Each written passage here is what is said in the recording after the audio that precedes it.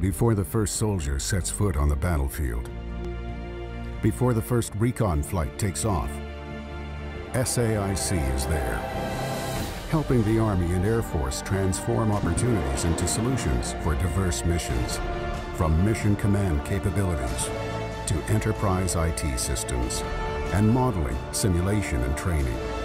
We work side by side with our customers to develop, field, and sustain critical capabilities for our nation's soldiers and airmen. SAIC, focused on mission success. Well, that's one of those big Pentagon contractors. Those of us who believe there is UFO information and craft and materials stashed suspect that SAIC would be one of the likely candidates to get that stuff. It's right in the heart of the larger conspiracy lore.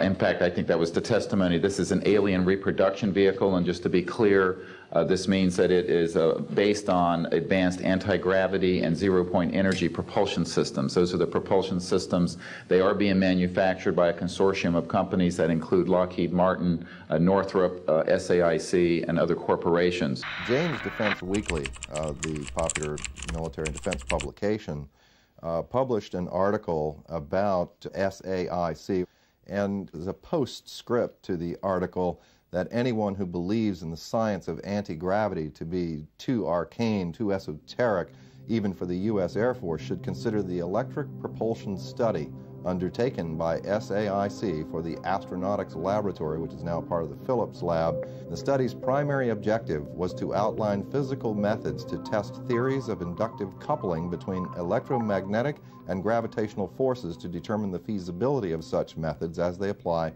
to space propulsion, and in simplified terms, an anti-gravity propulsion system. It remains for some the ultimate quantum leap.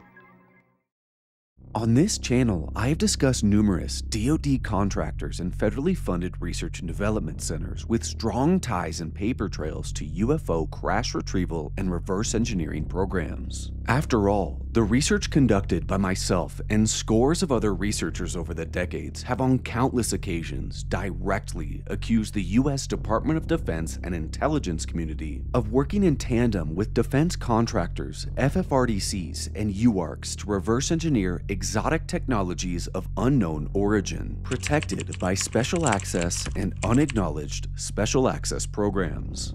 Overall, the government has been the custodian of a lot of this, right? And they'll hand receipt it out to a cleared defense contractor to do some analysis, which I find highly unethical. You have basically a sole source arrangement, and you allow certain private corporate elements to look at this, develop a potential insight, and then sell it back to the government for profit. And I think that's totally unethical.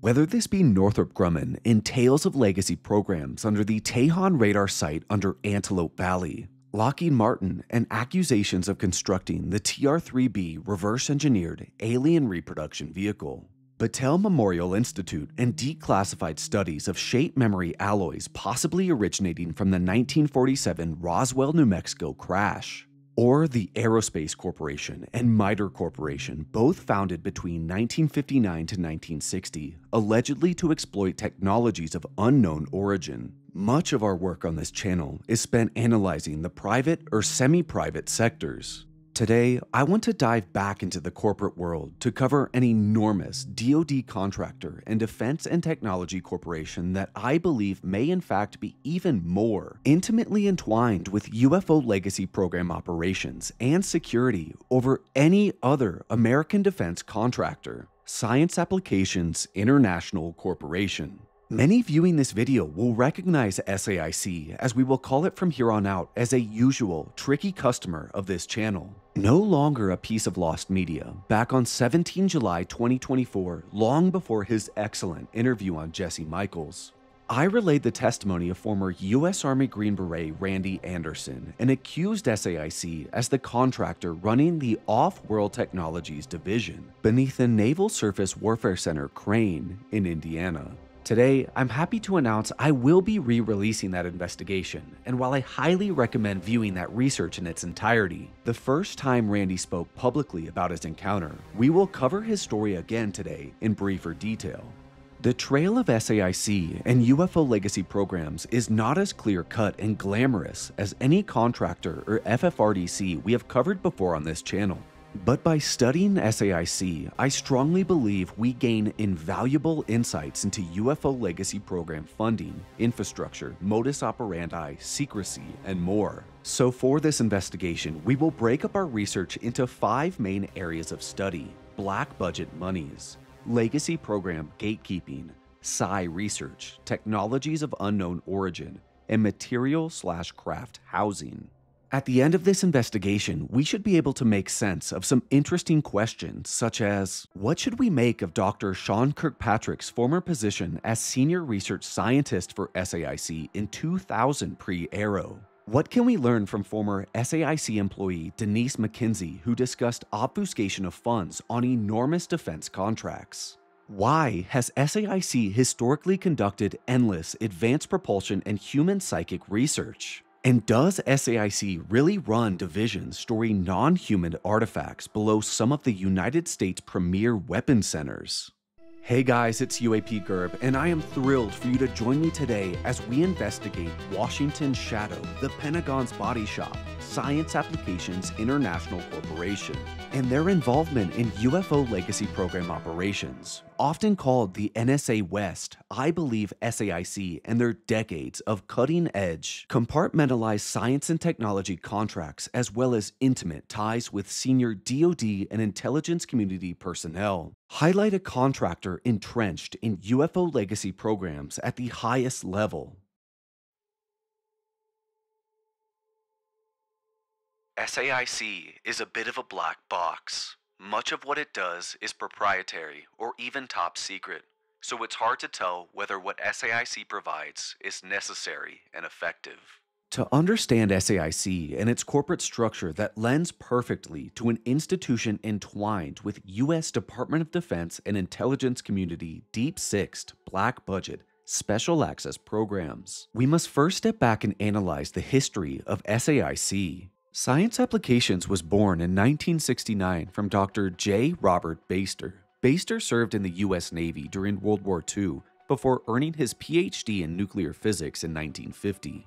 The doctor's skills were immediately put to work for the Westinghouse Atomic Power Division on the nuclear submarine program. Baister would then join Los Alamos National Labs as a research physicist before joining General Atomics as the chair of the Accelerator Physics Department. Quote, "I was not the brilliant, flash of inspiration type of entrepreneur," end quote, Baister would state. Rather, he was more of a quote-unquote persistent builder type.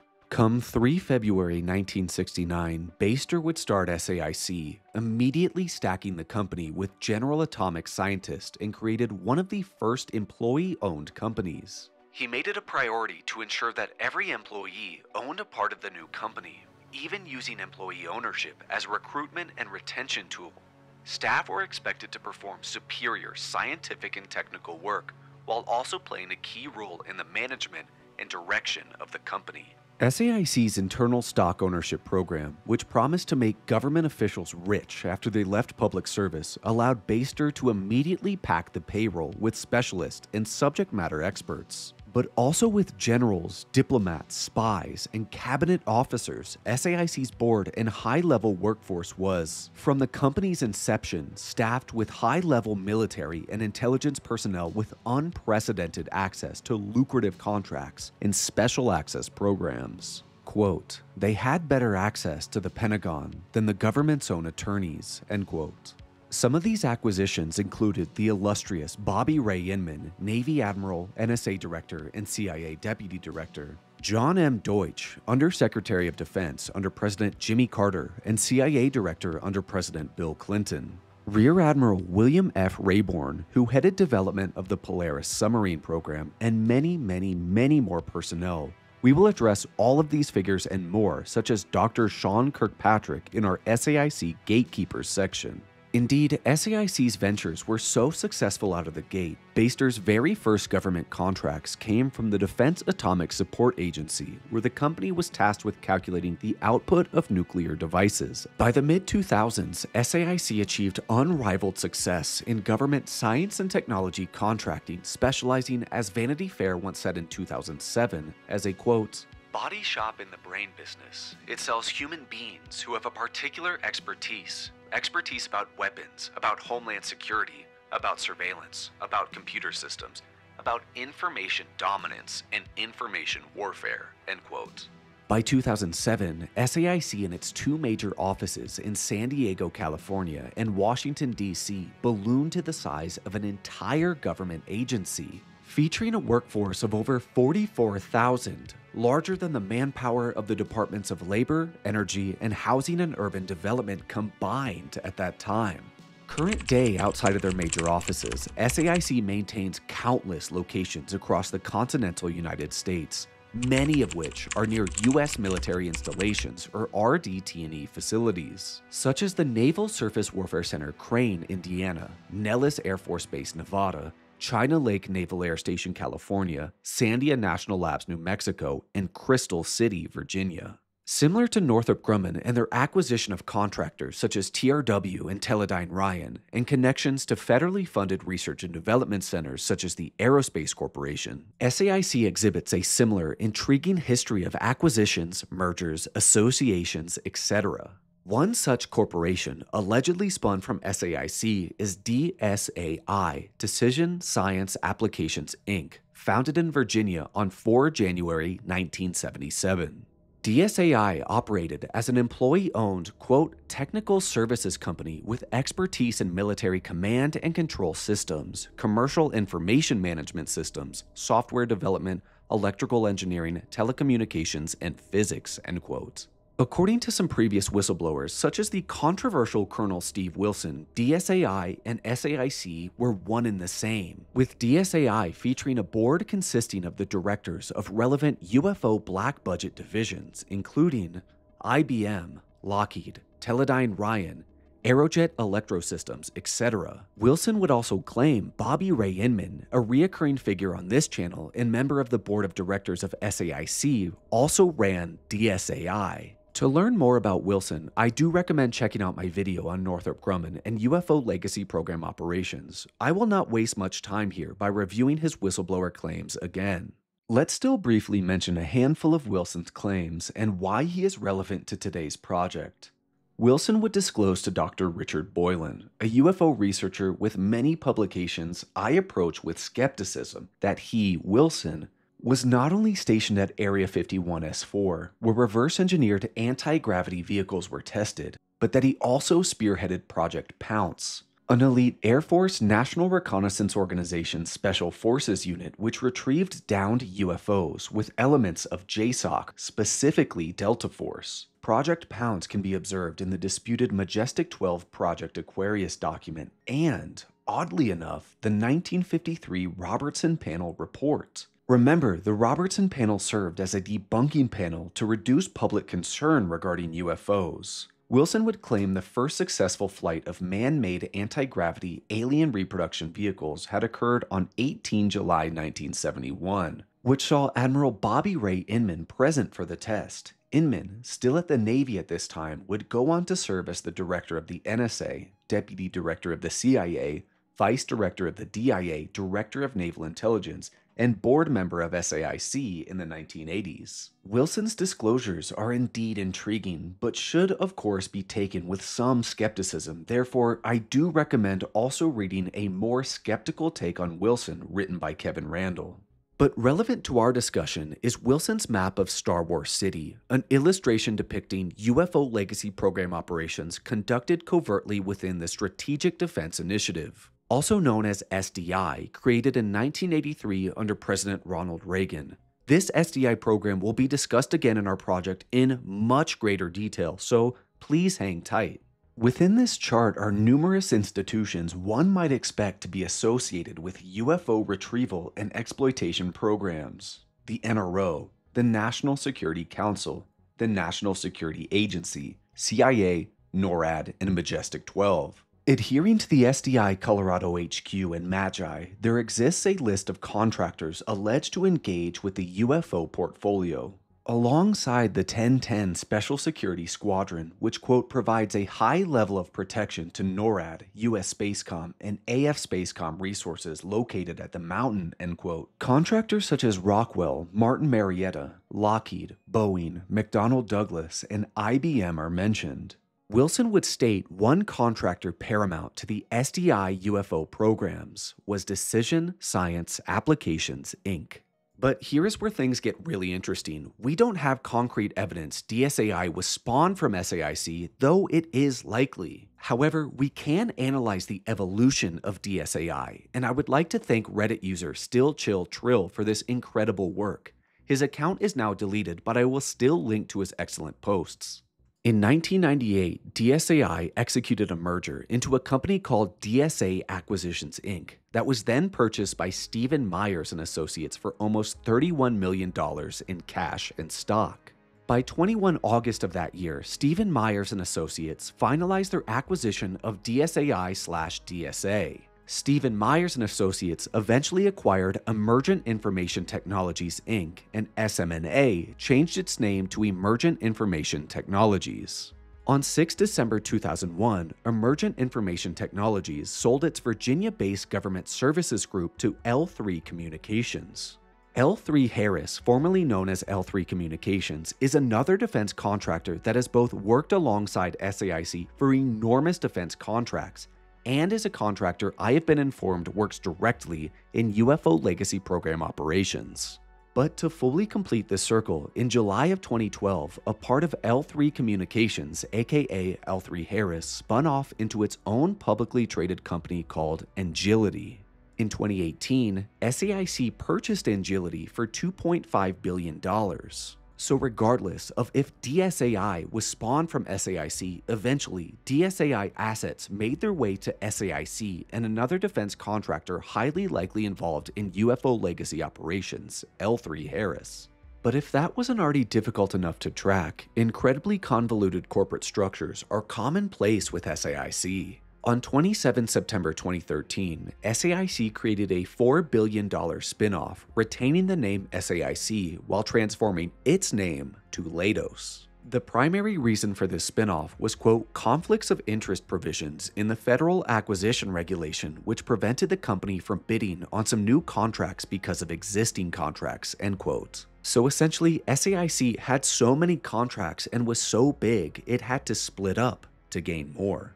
So just to point out, when I refer to SAIC, I am referring to both SAIC and LEIDOS, but this gets even more interesting. On 16 August 2016, LEIDOS merged with Lockheed Martin Information Systems and Global Solutions that saw LEIDOS acquire this Lockheed division for $5 billion. And in an additional interesting event, on 30 November 2017, Lockheed Martin Services Inc. changed their name to LEIDOS Government Services Inc.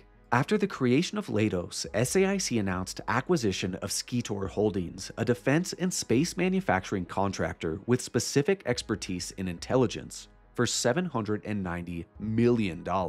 This purchase was completed in an all-cash transaction and retained the majority of original Skeetor employees. According to a 2008 book, Spies for Intelligence by Tim Shorrock, Skeetor was a critical contractor for the CIA's Directorate of Science and Technology for Satellite Signals Intelligence and Electronic Intelligence. The CIA Directorate of Science and Technology, or DS&T, is a commonplace subject on this channel, serving as a legacy UFO program office that in 2002 spawned the CIA Office of Global Access.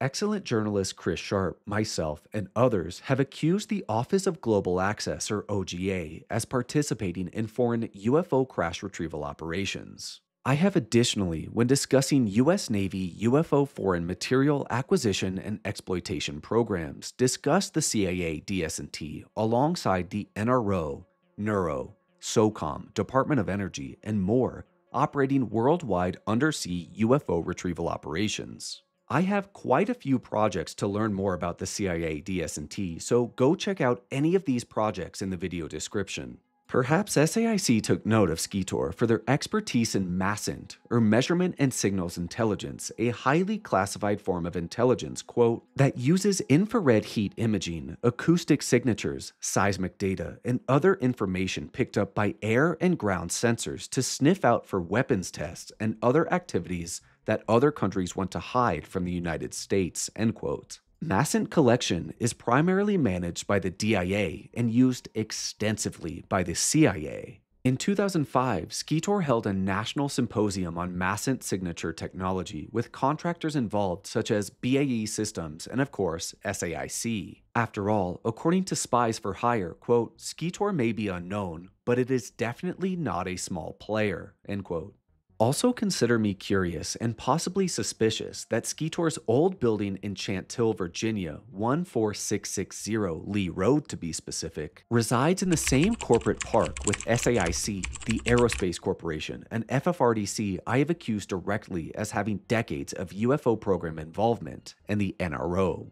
SAIC's acquisitions and partnerships are indeed indicative of a contractor entwined with UFO Legacy Program operations. Later in this project, we will explore this even further, such as SAIC's relationship with EG&G. The contractor Bob Lazar claimed hired him to reverse engineer UFO propulsion systems at Area 51S4. Equally intriguing as SAIC's acquisitions are the corporation's intimate ties with U.S. intelligence and knack for war profiteering. From its inception, SAIC enjoyed high-level former intelligence officials on its board, but I would also like to reference a 2018 Baltimore Sun article titled "Little Known Contractor Has Close Ties with Staff of NSA." This article, along with the excellent book The Shadow Factory by James Bamford, detail how SAIC basically became quote-unquote NSA West, a revolving door between the NSA and SAIC. Interesting here, as the National Security Agency, or NSA, is one of the US's Big Five intelligence agencies alongside the NRO, CIA, DIA,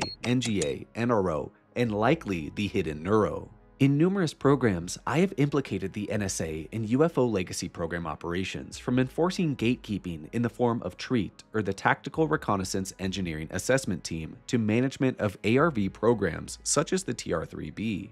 As a side note, an unnamed retired Army Public Affairs officer friend of mine who brushed up against legacy programs told me he was not frightened by the CIA, but was terrified of the behemoth that was the NSA.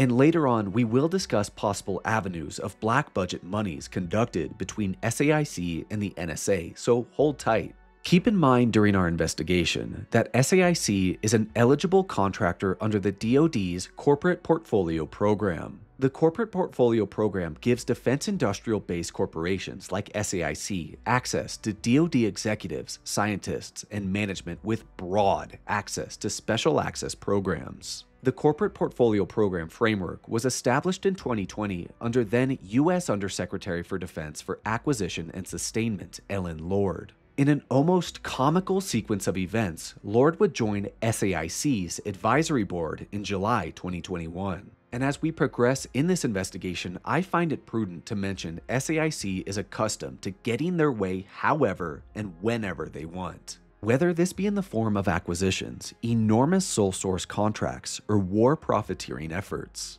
Many viewers on this channel are familiar with the cries of weapons of mass destruction that fueled the logic behind the Iraq War. Now, did you know SAIC executives were involved at every stage of the Iraq War lifecycle? Indeed, quote, SAIC personnel were instrumental in pressing the case that weapons of mass destruction existed in Iraq in the first place, and that the war was the only way to get rid of them. And when no weapons of mass destruction were found, SAIC personnel staffed the commission that was set up to investigate how American intelligence could have been so disastrously wrong, end quote. Just to provide some further context here, in 1998, David Key, weapons expert and director of SAIC's Center for Counterterrorism Technology and Analyses, testified before the Senate Armed Services Committee Saddam Hussein, quote, remains in power with weapons of mass destruction, end quote. Following the Iraq War, President Bush appointed a commission to analyze how American intelligence managed to, quote, miss the truth about Iraq's weapons programs, end quote. The commission published a report just 1 year later, absolving policymakers and U.S. intelligence from distorting evidence of Iraq's WMDs. The commission had direct ties to SAIC, including Gordon Uhler, SAIC VP for Corporate Development, Jeffrey R. Cooper, VP for Technology and Chief Science Officer of one of SAIC's major subunits, and Samuel S. Vissner, SAIC VP and Director of Strategic Planning and Business Development for SAIC's Intelligence Group. And now that we have finally set the stage for SAIC and UFO Legacy programs, let's begin to dive in. You can say categorically you've seen no convincing, confirmable evidence of intact spacecraft kept by the U.S. government? No.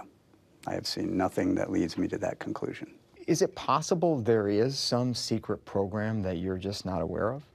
I don't think so. I have access to anything and everything I need. And the way you combat conspiracy theories and the associated misunderstandings that fuel them is with fact and science and truth. So if you've got evidence for a conspiracy, then that helps to investigate what the underlying truth is. There has been none that has been substantiated for this.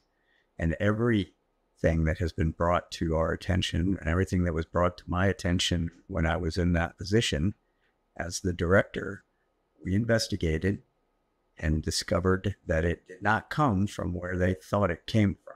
Most everything was explainable through other documentation, other programs, other people that had talked to other people. Washington Shadow, NSA West, whatever you want to call it, SAIC has served as a revolving door for high-level U.S. Department of Defense personnel. Since the company's inception, SAIC was aggressively packed with, quote, former generals, admirals, diplomats, spies, and cabinet officers of every kind to fill the company's board of directors and the upper echelons of its staff, end quote. With such high-level staff, it is no surprise there are numerous accused high-level gatekeepers to UFO legacy programs with aggressive and shocking ties to SAIC. Let's reflect on Dr. Sean Kirkpatrick, former head of the Pentagon's All-Domain Anomaly Resolution Office. I certainly hold no love for Kirkpatrick, and I wager many viewers of this channel share the same sentiment. When I was in USDI, I read the transcripts of Sean Kirkpatrick briefing Senator Rubio, Senator Warren, and Senator Gillibrand on the results of his investigation in his congressionally tasked Arrow report. And those transcripts, which were supposed to be open kimono, here's the truth, Mr. Senator, Mrs. Senator, Sean Kirkpatrick absolutely distorted, downplayed, and can't prove it, but I would say outright lied to the people who have direct responsibility for him. Saying what? What did he say that was a lie? So it's more of a lie of the whole thing, picture. The big picture, right? In the meeting, it's, Congressman Rubio, we've heard about this incident. We just don't have enough data to go on it to really know what this is. We don't have any way of really figuring out what's going on. It could just be an anomaly. In fact, it's most likely an anomaly. So starting with an acknowledgement that, here, you have some data, but we have the insight and the scientific expertise to make you feel at ease. Nothing to see here, folks. Move along. Exactly. Although there was also political discussion involved and historic discussion. And I read these transcripts once and immediately knew that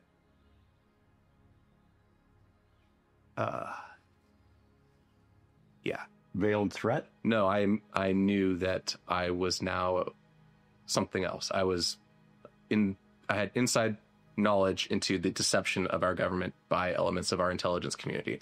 Under Kirkpatrick, Arrow released the abysmal Arrow Historical Report Volume 1, which outright lied about some witness testimony. This was proven, for example, by Michael Herrera's official Arrow Memorandum for Record, which showed Herrera did not claim to encounter an extraterrestrial spaceship or U.S. Special Forces as falsely outlined in the Arrow report. ARROW, under the direction of Dr. Kirkpatrick, additionally, in 2022, engaged in DoD contracts with contractor Sandcorp, a company with a specialty in plugging whistleblower leaks. I have also in the past shown ties with Kirkpatrick and his good buddy Ronald Moultrie, former Undersecretary of Defense for Intelligence and Security and board member of both Battelle Memorial Institute and the MITRE Corporation, and how Kirkpatrick and Moultrie enjoyed debunking claims of UFOs at previous ARROW roundtables. The guy that formed ARROW, upon whose recommendation ARROW was formed, is a guy named Ed Moultrie, who is Undersecretary of Defense for Intelligence, and he was on Battelle's board, and he scrubbed that from his LinkedIn. And my good friend UAP Gerb, who has an amazing channel, he's super deep UFO researcher, showed that it was on his resume, and then he recommends that ARROW forms. It's like the total conflict of interest. It's insane. It's insane. Kirkpatrick, during his time at ARROW and post-ARROW, has frequently engaged in dismissing any and all whistleblower claims, often resorting to emotionally charged outbursts. You believe them. I believe that they believe what they're telling me, and my job is it's not a question of belief, right? It's a question of what can I go research. There is absolutely nothing that I'm going to do, say, or produce evidentiary that is going to make the true believers convert, if you will. I mean, it's almost like a religion. It is basically a religion. Myself and others have wagered Kirkpatrick served and possibly still serves as a gatekeeper for UFO legacy programs. This sentiment was shared by witness Ed of the 412th Test Wing, who refused to testify to ARROW under Kirkpatrick, as according to Ed, Kirkpatrick is an insider meant to squash information. The doctor's employment history, pre and post ARROW, is additionally intriguing. The good doctor has filed many patents, including 2022 and 2023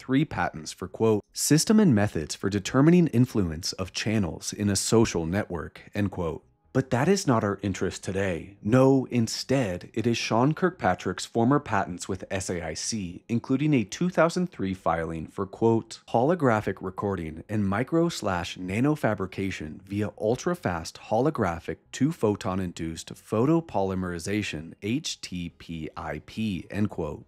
Between joining the NRO and CIA in 2003 and 2005 respectively, and working within the Air Force Research Laboratory in 1997, Kirkpatrick worked at SAIC as a senior research scientist. We can specifically review work for SAIC as a senior research scientist in the year 2000. Now, how interesting is that? A senior SAIC scientist went on to spearhead a questionable office in ARROW that was originally supposed to be called the UAP JPO, which some have called Project Blue Book 2.0.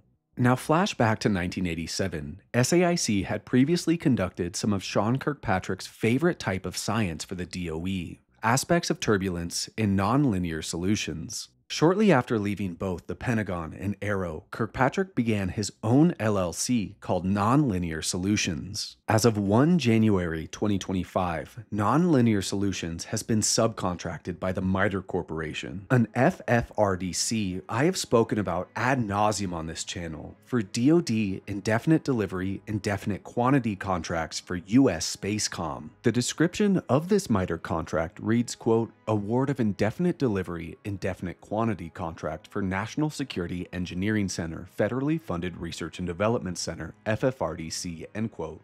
The NSEC run by MITRE in McLean, Virginia operates to, quote, provide the U.S. and its allies and partners with the ability to anticipate and solve the most consequential national security problems requiring integration across missions, capabilities, organizations, and nations, end quote. I do wonder what sort of support Nonlinear Solutions can offer as a subcontractor for MITRE under U.S. Spacecom here, but Kirkpatrick did have previous experience with Spacecom, serving as the intelligence community lead for a U.S. Spacecom task force in 2018 to 2019. Now, I mention that to recall back to September 2024, when excellent researcher TAG_OM recovered FOIA documents from U.S. Spacecom dated 31 January 2023. These documents outlined a briefing conducted by Kirkpatrick to high-level DoD attendees on, quote, UAP response and recovery and material transfer, end quote.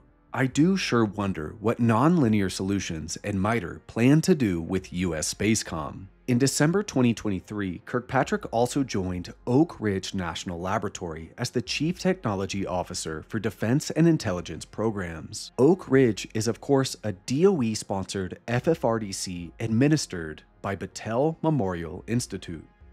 These are patterns we simply cannot ignore. Why is a former SAIC senior research scientist so intimately involved with FFRDCs and UARC institutions? I commonly connect to UFO programs after his tenure as the DoD's mouthpiece to debunk UFO information with AARO.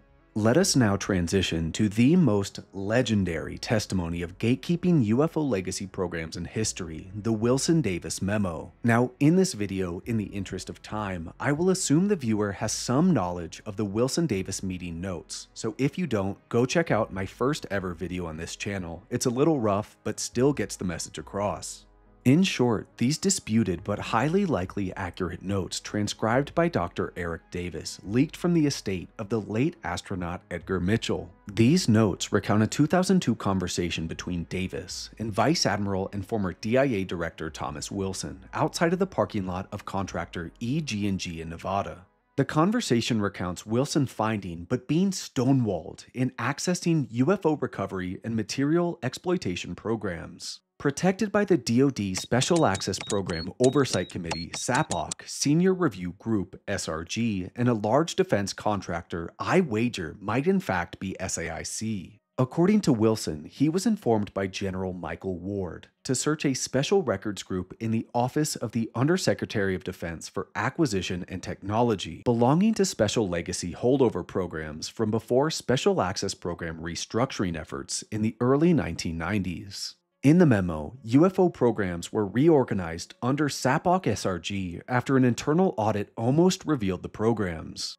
This SAPOC reorganization began on 5 January 1994 when the Deputy Secretary of Defense significantly enhanced and strengthened changes in the DoD Special Access Program SAP management and control structure. This newsletter on screen now highlights those changes, establishing the Senior Review Group.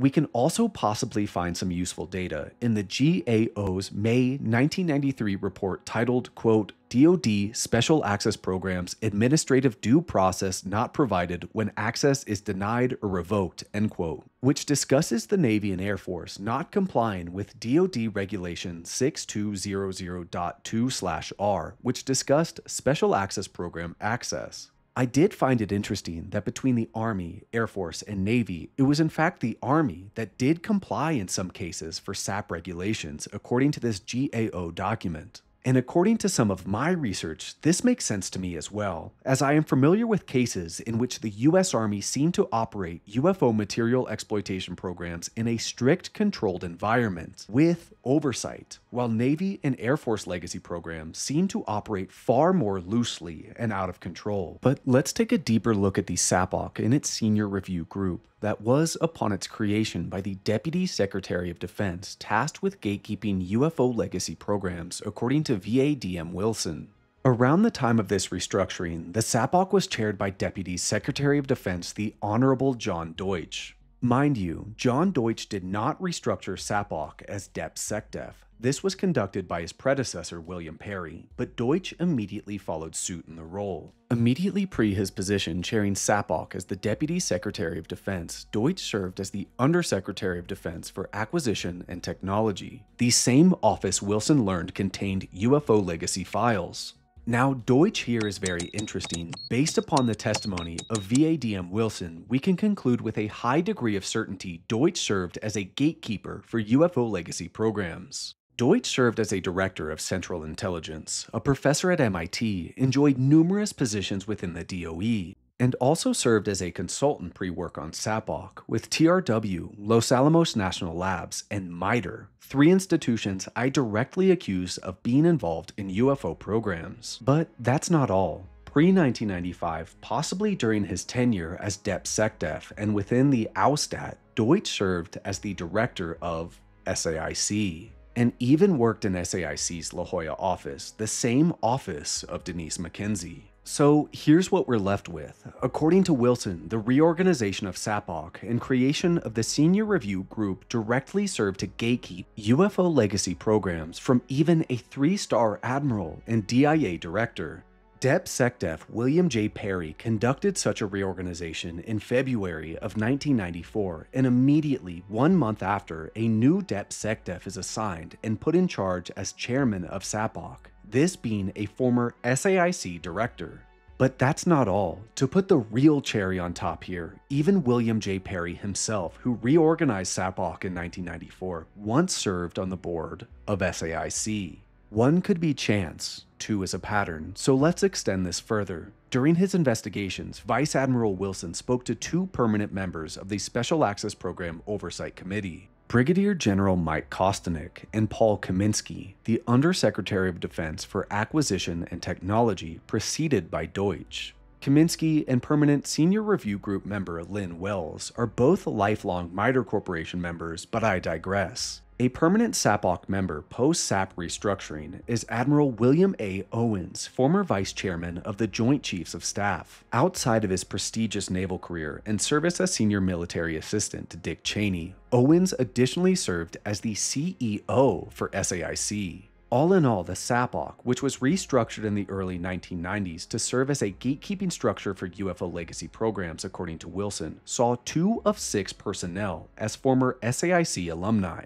This is why I wager the contractor Wilson accused as operating alongside the SAPOC SRG for UFO secrecy is in fact SAIC. And let's not forget a critical third man mentioned in the Wilson-Davis notes, Naval Reserve Commander Willard Miller. Miller attended the 1997 meeting with VADM Wilson and Stephen Greer. And yes, this meeting did take place. This is a fact.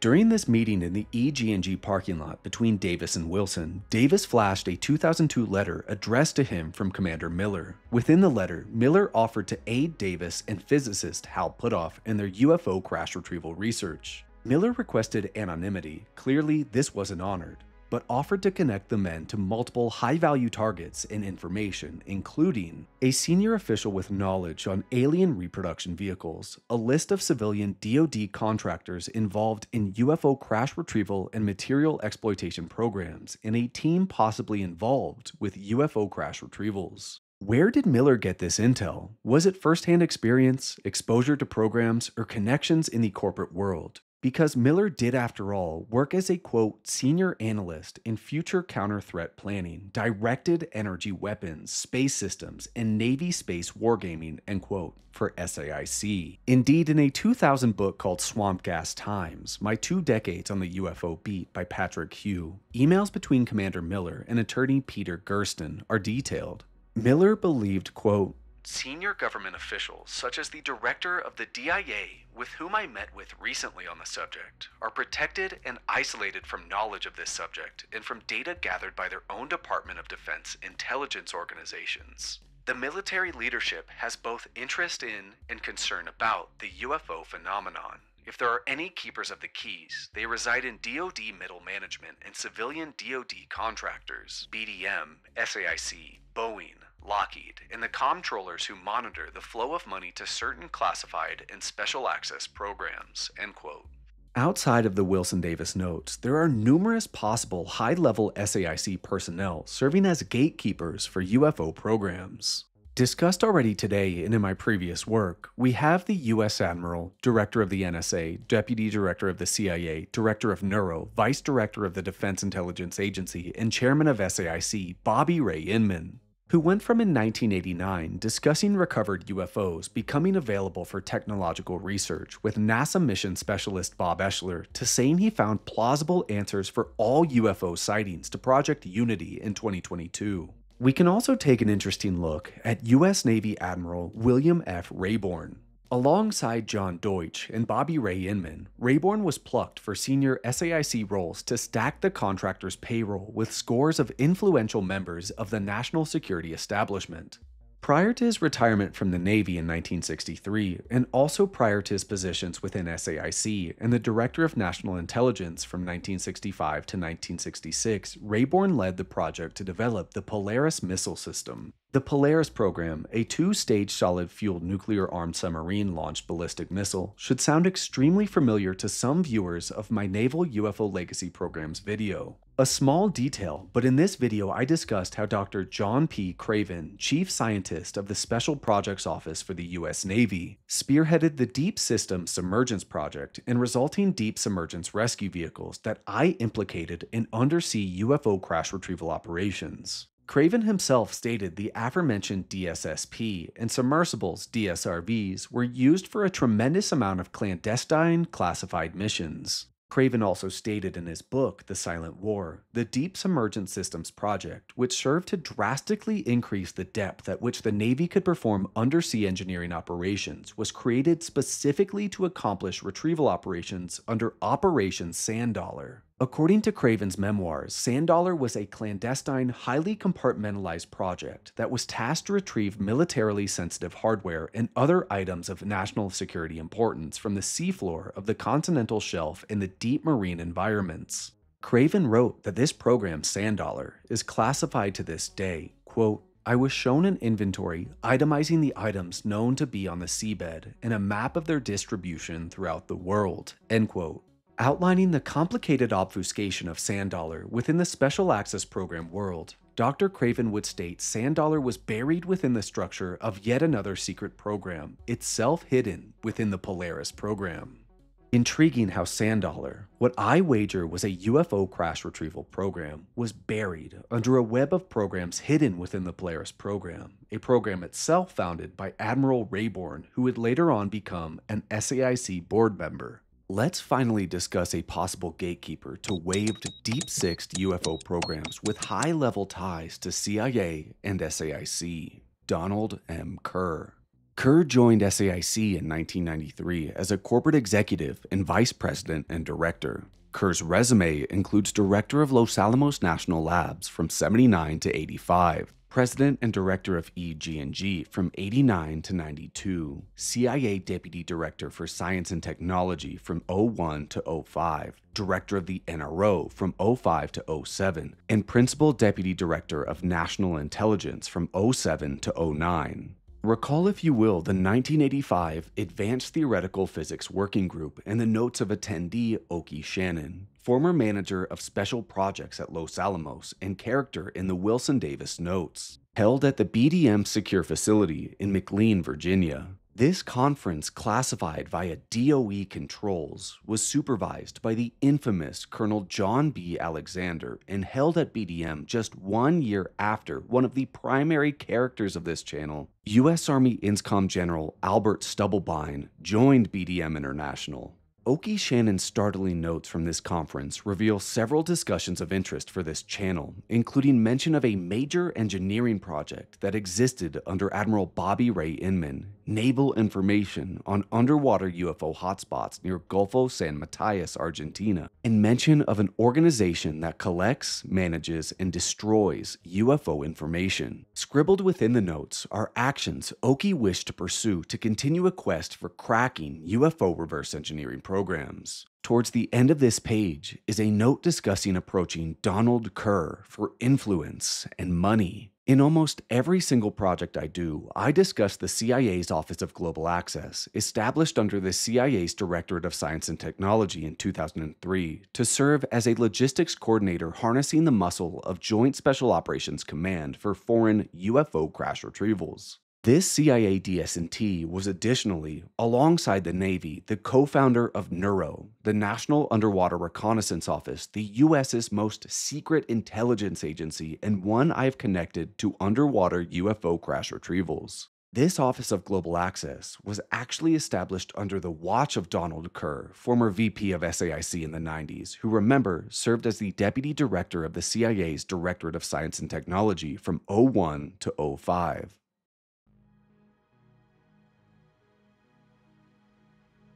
Well, so then how does, I mean, I don't want to cut you off, but how does a program like that get funded?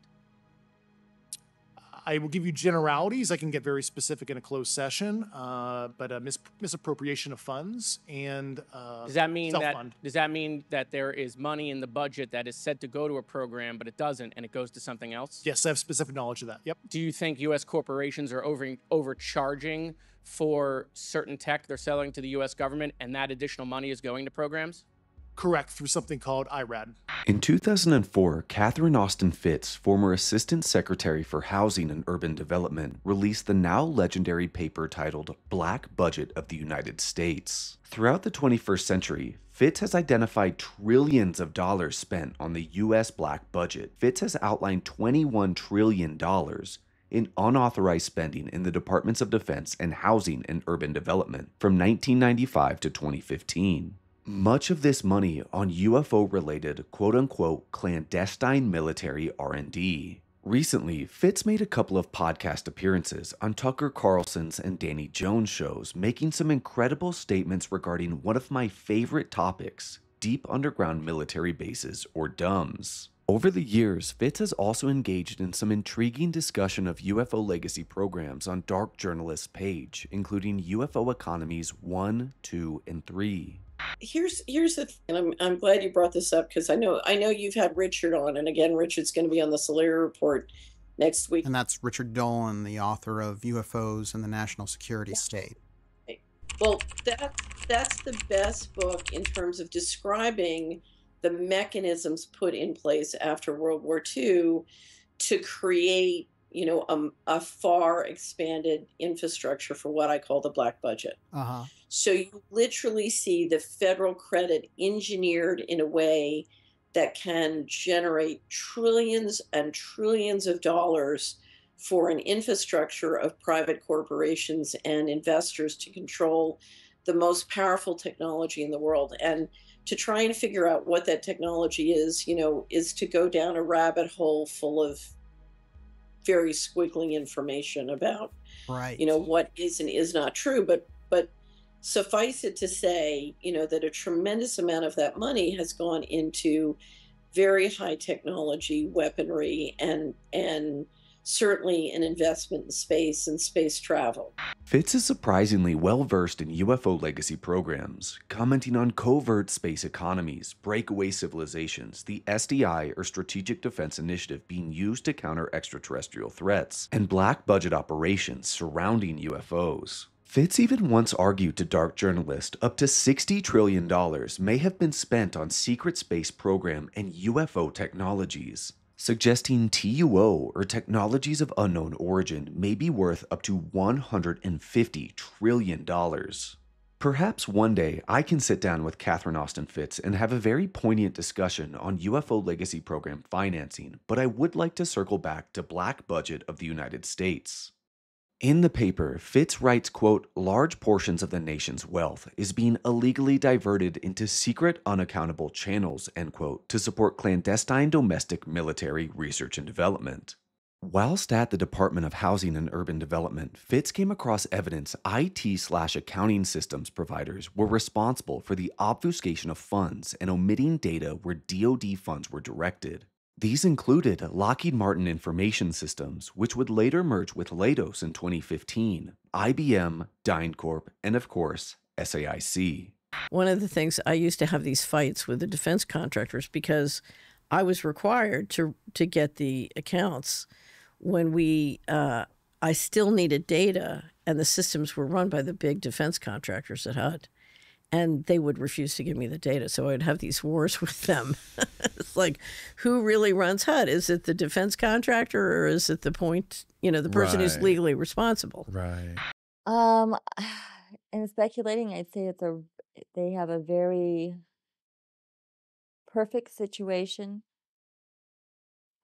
to do any type of research they want to under the guise of anything. And call it what they want, and they definitely aren't working alone in anything. So anybody doing business with them, they are what's called like a conglomerate. There's SAIC, but it's made up of numerous individual corporations. And these corporations, some of them are very well known and some of them are smaller, but they have some very big genius minds there and a lot of very cutting edge work being done there and millions of dollars coming in. And since it's privately owned corporations, I don't know, the only people they'd have to report to is the ones they're doing business with and are contracting with. And so if the people they're contracting with which wish to do something that maybe isn't in the best interest of everyone, nobody's going to know about it. It's all kept in-house. The funding, the financing, the contracts, there should be files, there should be documentation, and a regular timeline of events on every project, which did not exist whatsoever. And if I'm working in a military division and I have access to all the files, where was this documentation? So it made me very suspicious of where all this money was going. Let's now reference the 2001 testimony of former SAIC administrative employee Denise McKenzie. McKenzie's testimony is somewhat legendary in the UFO Legacy Program financial analyst community. After all, McKenzie's experiences were detailed on text in Stephen Greer's 2001 disclosure briefing document, and she was never heard from again. It's even more interesting, the big defense contractor that does all the UFO stuff, like for the military and the government, is in La Jolla. And out in front of their building, they have two 8-foot-tall Egyptian statues. And one is holding a pyramid in his hand, and it says the past. And one's holding a pyramid in his hand, and it says the future. And they're big bronze statues in front of this company. And this company, I have on one of these tapes, a girl testifying how they put billions of dollars or millions of dollars into UFO-related programs, and they create them, and they're fake. So when they get audited by the General Accounting Office of the United States government, it just looks like all the money's going into more helicopters, but it's really going into like UFO-related programs. Today, I'm thrilled to announce I have found McKenzie's March 2001 videotaped interview nestled within the files of the DPI archive. I have also found and made outreach to Mrs. McKenzie herself. I do hope she connects with me in the future, but for now, let's analyze her complete recorded testimony. McKenzie was introduced to SAIC while working retail in 1992. While working at a fabric store in a San Diego mall, a part-time co-worker of McKenzie named Sophia asked her to move to SAIC at La Jolla, San Diego, where Sophia primarily worked. Denise had never heard of the defense giant, but was intrigued to work a cushy office job on a massive campus. When she first visited the La Jolla site, McKenzie expected to interview for an administrative assistant position, but with no paperwork or meetings, McKenzie was immediately told she had the job. She didn't even know the department in which she was supposed to work. During her first few days in the office, McKenzie noticed her recruiter, Sophia, was not present at SAIC and wouldn't show up for another 2 to 3 weeks. During her first 3 to 4 days of work, McKenzie had no real tasks. She would wander her building of work to look busy, gauging the departments, computer files, and personnel. McKenzie would realize she worked within SAIC's military contract division. Within SAIC La Jolla on Campus Drive, Denise would notice a highly classified biological division that featured extremely strict personnel access control. And let's take a quick pause here. SAIC has a history of intriguing chemical and biological contracts. Let's note this 2005 SAIC Research, Development, Test and Evaluation Group contract that tasked SAIC's McLean, Virginia and San Diego, California divisions to perform biological, chemical, radiological, nuclear, and explosive, or CBRNE work with the Air Force Operational Test Center and Evaluation Center, or AFO-TEC, at Kirtland Air Force Base, New Mexico. Kirtland Air Force Base is not only home to a deep underground military installation, but also to Sandia National Labs, an FFRDC, which is a usual tricky customer of this channel for operational locations of UFO Legacy programs.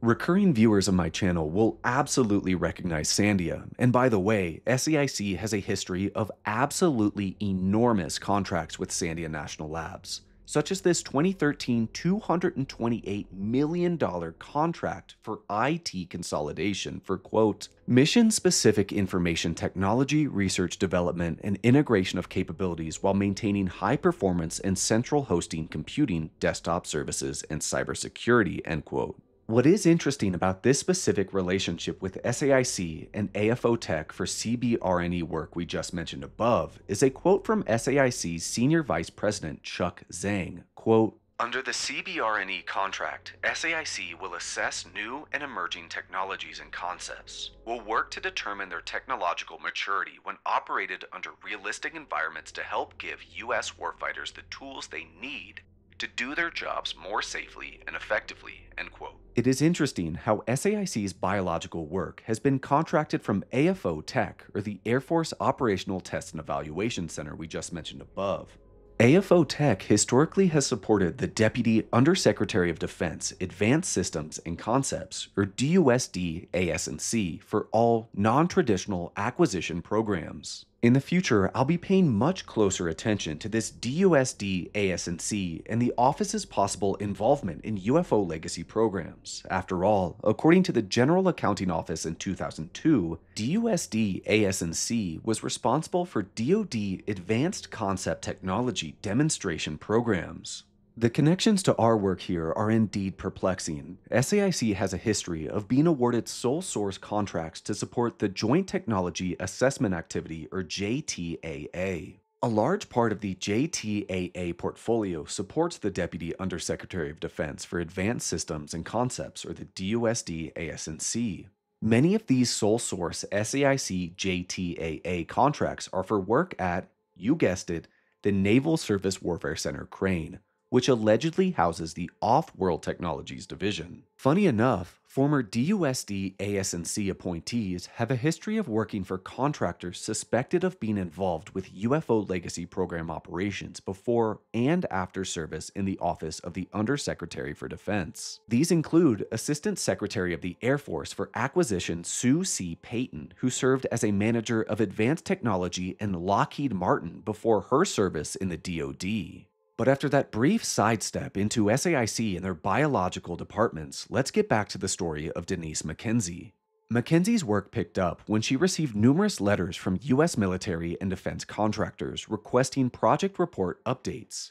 McKenzie's immediate superiors blew off the importance of these project report updates, instructing McKenzie to issue a generic response to DoD and contractors alike, saying something to the effect of, quote, "We're working on it," end quote.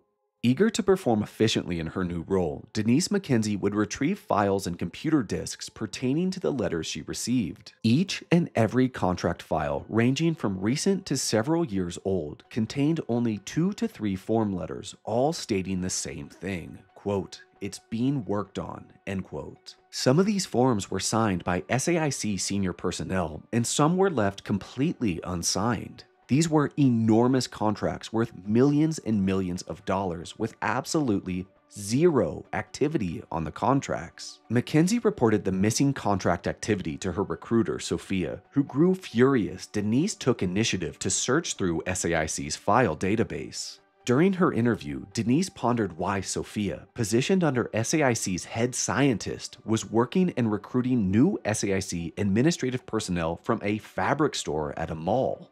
McKenzie was ordered to bring all files and disks pertaining to relevant contracts to her immediate superiors and to forget all about the matter. In her following short time at SAIC, McKenzie was harassed by her head supervisor, a man named Stuart Stanley. I'm trying to track down this Stuart, and while unable to find him yet, I have uncovered a man by that name residing in La Jolla, San Diego at the time of Denise's employment at SAIC. McKenzie's final straw occurred at the contractor when she choked on food and her immediate supervisor stood by and watched instead of attempting to help or to call an ambulance. After leaving the company, McKenzie would search the early internet for her recruiter, Sophia, and would eventually find an image of Sophia on a CIA website with a different first name and same last name. This webpage listed deceased agents. And while our incident took place in 1992, quote-unquote Sophia had supposedly died in 1987 or 1988.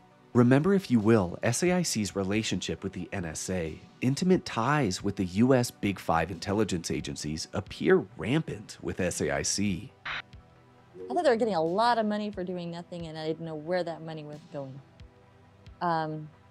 It's like a front for something. I mean, if it wasn't such a big complex and evidently well known, which I found out, you know, as I worked there, I would have been very suspicious of what was going on.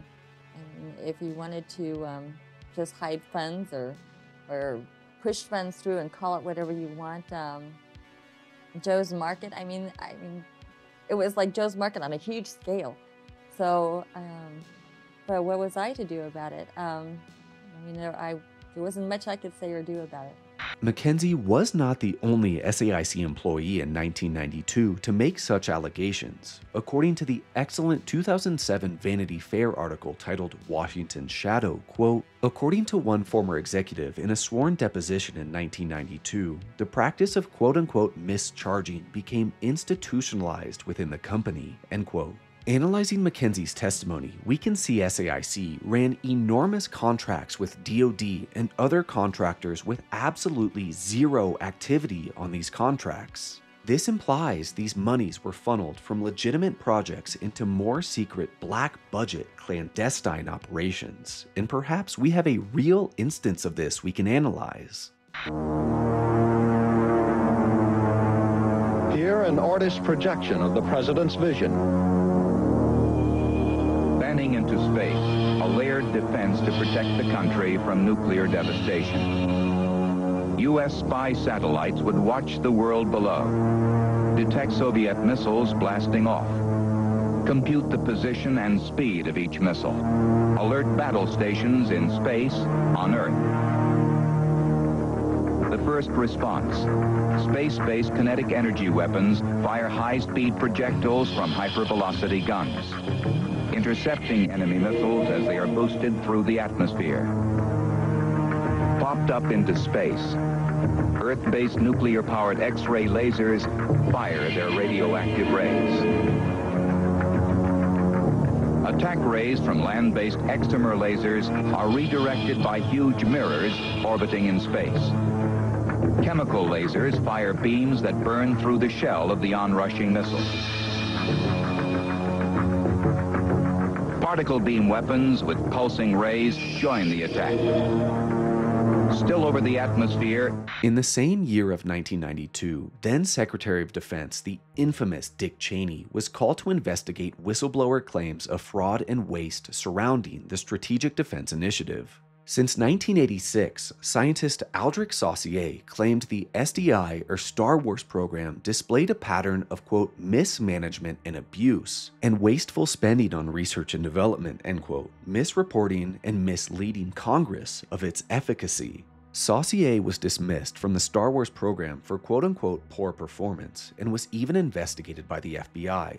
Democratic Congressman John Conyers determined actions against Saussure were whistleblower retaliatory activities, and by 1992, Cheney reviewed the case and Saussure was given whistleblower protection. But why is any of this important here? I have talked in several projects of backdoor UFO programs being built into Ronald Reagan's 1983 Strategic Defense Initiative, a missile defense system built to defend the United States from attacks by ballistic nuclear missiles. Let's break this down in a second, but since SDI's inception in 1983, US contractors including SAIC and their systems integrator abilities were relied on more than ever by the Defense Department for successful implementation of SDI. In 1985, SAIC had an employee, retired USAF 2-star General Jasper Welch, that exclusively coordinated with Star Wars efforts. In 1985, SAIC had won more Strategic Defense Initiative-related contracts than General Dynamics, Northrop, Raytheon, Grumman, and the RAND Corporation combined.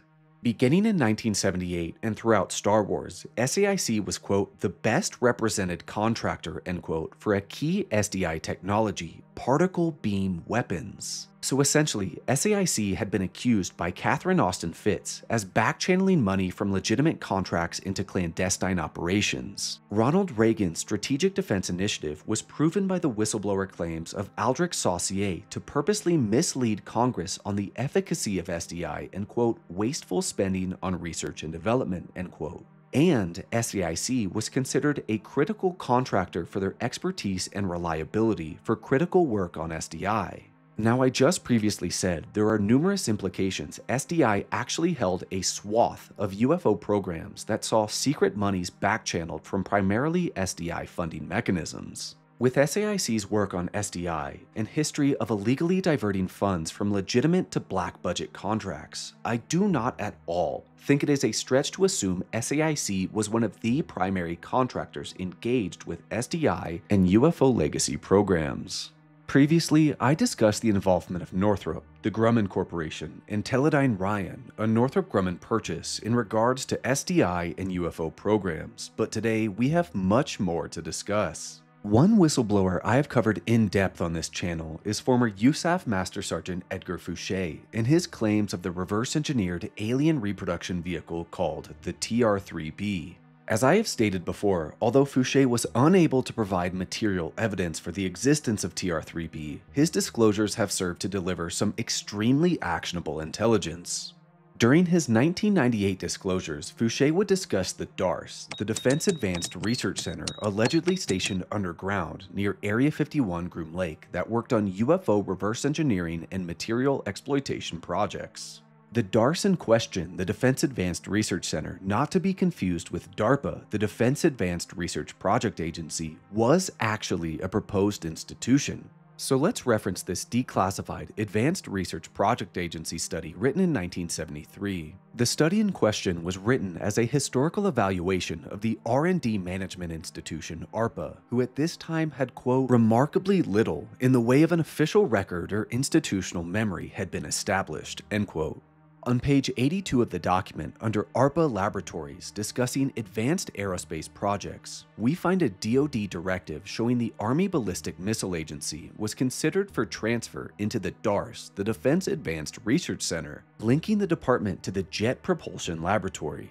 And it is worth noting the Army Ballistic Missile Agency was commanded by Nazi V-2 rocket scientist in Operation Paperclip Transfer Werner von Braun. Von Braun's mentor was father of German rocketry Hermann Oberth, who performed extensive study on UFOs. And I have previously covered how extensively Nazi scientists were involved in early UFO programs, such as discussing Hans Kammler, director of numerous Nazi special weapons projects who may have been tasked with studying the 1933 Magenta Italy crashed UFO, who curiously went missing near the end of the war but was claimed to be working with Americans post-World War II. As well as Xavier Dorsch, head of the TOT organization, who was requested by Air Material Command for Operation Paperclip for underground plant construction. Fouché would state DARS was bolstered in the mid-1980s when the institution was flushed with money from the Strategic Defense Initiative. Fouché and his sources estimated up to 35% of SDI's funding was siphoned off to support the UFO black programs. Indeed, for its maiden operational flight in the mid-1990s, Fouché would state the TR-3B, whose program was administered by the NRO, NSA, and CIA, and worked primarily by Lockheed, Boeing, Northrop, and Teledyne Ryan, the reverse-engineered vehicle was built by Strategic Defense Initiative money.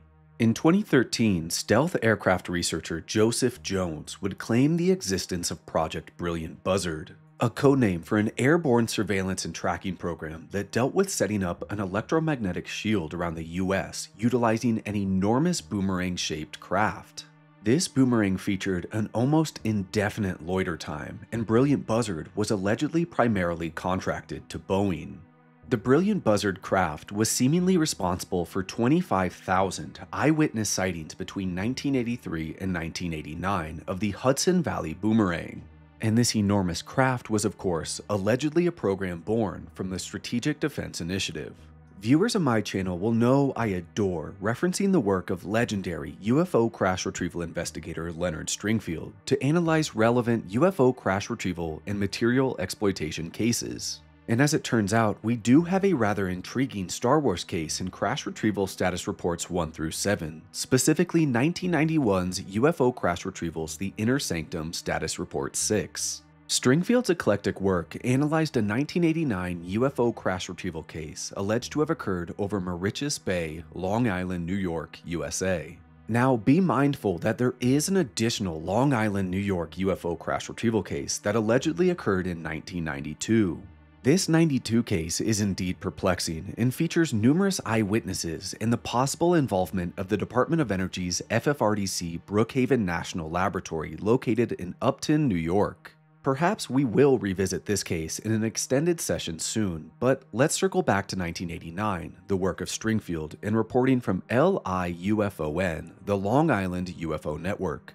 This case details a crashed UFO in the area of Mauritius Bay off the south shore of Suffolk County, Long Island, New York, on the early morning of 29 September 1989. And according to LIUFON and Stringfield, the craft crashing was not an accident, but instead a carefully planned and executed military intelligence operation to down the craft.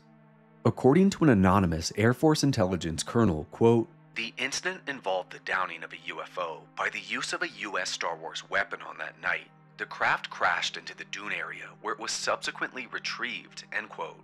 Quite shockingly, this unnamed colonel additionally stated 18 U.S. servicemen were killed by biologics on board the craft who retaliated with a device that, quote, "generates extremely low-frequency sound waves which can destroy the molecular cohesiveness of known matter." Quite the extraordinary claim, and a claim that I can find no record of regarding the deaths of several U.S. servicemen. However, multiple eyewitnesses, including a commodities broker, claim to have seen helicopters transporting a large object and military vehicles with a police escort headed towards Brookhaven National Labs. Another anonymous source, this time a Brookhaven scientist named Dr. Nick, told LIUFON investigators a large wedge or boomerang-shaped object with shockingly low mass was recovered and transported to Brookhaven. Having previously worked under Wright-Patterson AFB to study UFOs, Dr. Nick claimed the weapon utilized to down the craft was constructed by AIL Electronics. Now remember how the anonymous colonel claimed the craft was downed by a Strategic Defense Initiative weapon, and according to Dr. Nick, Brookhaven National Labs deployed this weapon. Brookhaven is of course a Department of Energy sponsored FFRDC. Brookhaven additionally did work on the Strategic Defense Initiative, such as aiding in SDI's lethality and target hardening projects. Reference, for example, this 1987 DTIC document titled, quote, "Report to the Congress on Strategic Defense Initiative," end quote.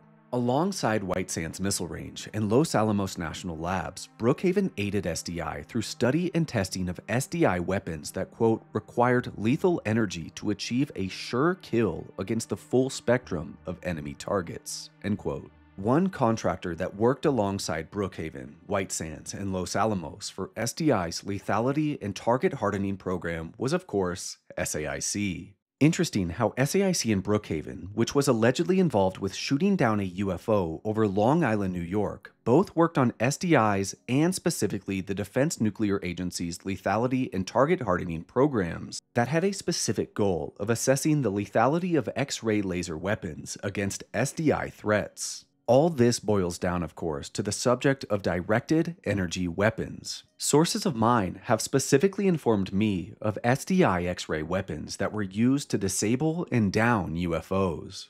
These connections between SAIC, black budget monies, and Reagan's Strategic Defense Initiative are quite potent and well worth exploring further in our future studies. SAIC's misappropriation of funds doesn't just stop with the testimony of McKenzie or likely involvement with SDI UFO programs. No, we have very real examples of SAIC wasting obscene amounts of money on contracts. In 2002, a consortium run by SAIC, including Boeing and Booz Allen Hamilton, was chosen by the National Security Agency to create Trailblazer, a system intended to analyze mass collections of data on communication methods such as cell phones, email, and internet. This contract was worth at its inception over $280 million and ballooned to billions within 4 years. This program was even worked on by SAIC board member Bobby Ray Inman. multiple NSA employees filed a complaint with the DoD Inspector General regarding enormous amounts of fraud, waste, and abuse existing in SAIC's Trailblazer when a successful operating prototype had already previously existed. By 2005, the DoD Inspector General released a report on the investigation where 90+% of the findings were redacted. Some of the whistleblowers here, including NSA employee William Binney, were harassed and raided by the FBI. Interesting how Binney has additionally commented on UFOs. Well, I think my problem is just like the UFO thing. Unless they start addressing these kinds of things, that people's observations or basic measurements or factual kind of evidence that simply exist, unless they start addressing them, there's always going to be questions. People are going to question them and never. Especially now with the government, how much trust do you have in this government? Bizarrely, after the colossal failure that was Trailblazer, SAIC was immediately awarded a contract for Execute Locus, a revised Trailblazer program well worth $361 million. SAIC's failed efforts on enormous contracts are not uncommon. Take V.C.F, for example, Virtual Case File, a $124 million contract with the FBI to create an online central repository of data to serve the FBI. Only 3 years into Virtual Case File, the project was written off by a global publication for technology professionals as the, quote, most highly publicized software failure in history, end quote. According to the 2007 Vanity Fair article on SAIC we discussed earlier, quote, if it turns out they can't deliver, new contracts will simply be drawn up, end quote. Indeed, SAIC's convenient ineptitude to secure lucrative contracts for no work and whopping failures doesn't just end here. In 2005, SAIC's La Jolla, San Diego location, which was patrolled by DoD-certified industrial security personnel, was broken into. This never-solved burglary, according to SAIC, saw the theft of 1 desktop computer and 4 laptops out of 13 private offices containing personal data on thousands of present and past employees, presumably including the company's many former CIA operatives, NSA executives, and Pentagon officials. Quite the targeted theft here. And I really cannot stress here how many incredibly suspicious and dubious actions SAIC has conducted over the years that speaks to misappropriation and funneling of funds used, in my opinion, for black budget UFO programs. Further examples in this laundry list include SAIC defrauding the US government from 1987 to 1995. By creating fake, non-functioning prototypes for a USAF contract to develop flat panel liquid crystal displays to be used on various fighter jets, as well as an early 2000s incident in which SAIC was charged with fraud for submitting, quote, false and fraudulent statements of its expected cost and profits, end quote, for waste cleanup at various US Air Force bases. But before we move on here, I would like to touch on some of the relationships SAIC has maintained with DoD defense contractors that have been time and time again implicated with black budget projects and UFO legacy programs. I'd like to draw your attention back to EG&G, also known as Edgerton, Germanhausen, and Greer Inc., and I would wager most on this channel have some familiarity with this intriguing contractor that historically engaged closely with some of the US's most secret technologies. Started by Massachusetts Institute of Technology professor Harold Edgerton in 1931, EG&G's activities are legendary in the UFO community before the company was acquired by URS in 2002 and again by AECOM in 2014. Historically, EG&G shared responsibility at the Nevada test site, including Nellis Air Force Base and Area 51, for weapons development and high-tech testing, alongside Lawrence Livermore Labs, Raytheon, and others. EG&G's legendary status in the UFO community arose from it being labeled as the contractor Bob Lazar claimed hired him to reverse engineer UFO propulsion systems at Area 51 Site 4. Quite recently, I also discussed how EG&G was one of multiple components connected with UFO legacy programs that comprise the Department of Energy NEST, or Nuclear Emergency Response Team, and how I wagered the DOE NEST, supported by EG&G, was the on-site technical and scientific team that recovered a crashed UFO in the Peruvian jungle in 1997, witnessed by USMC Lance Corporal Jonathan Weygandt. According to journalist George Knapp, Alfred O'Donnell, a now deceased former senior manager at EG&G, relayed to Knapp that quote-unquote they, meaning EG&G, had in its possession a flying saucer recovered in New Mexico, as well as live non-human beings that looked vaguely human. Remember EG&G, but just stick around here with me for a second, as I state to probably an annoying degree, a key component overlooked from joint USG contractor UFO Legacy Program operations are the subject matter experts and R&D ACEs, FFRDCs, or federally funded research and development centers. Over the course of my work, I have accused numerous such FFRDCs as acting as key players in UFO material exploitation and crash retrieval programs, including Sandia National Labs, Lawrence Livermore National Labs, Los Alamos National Labs, the Center for Naval Analyses, the MITRE Corporation, the RAND Corporation, and more.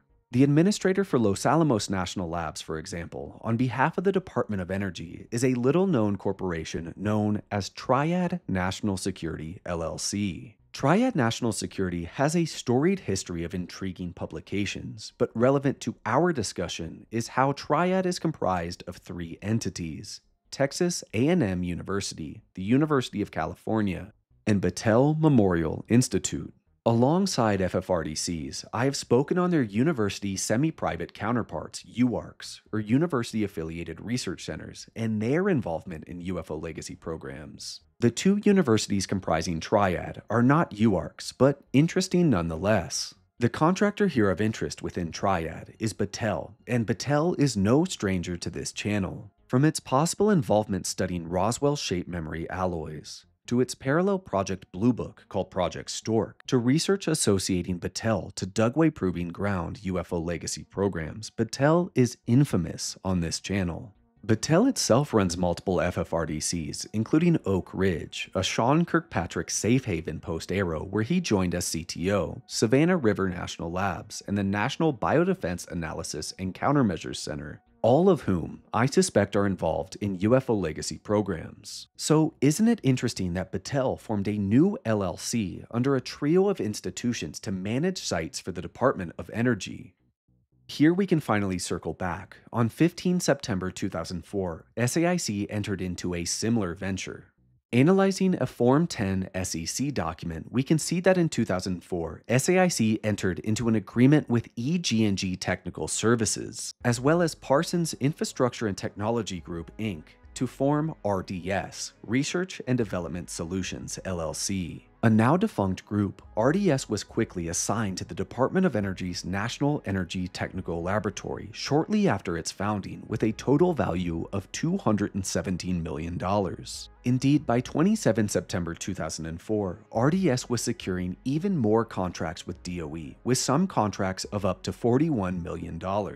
The DOE's National Energy Technical Laboratory's mission is to, quote, advance the national economic and energy security of the United States, end quote. In RDS's founding year, the NETL had a budget of over $900 million, which was used for R&D programs in support of the DOE's offices of fossil energy, energy efficiency, and renewable energy and energy assurance, as well as work with other federal agencies.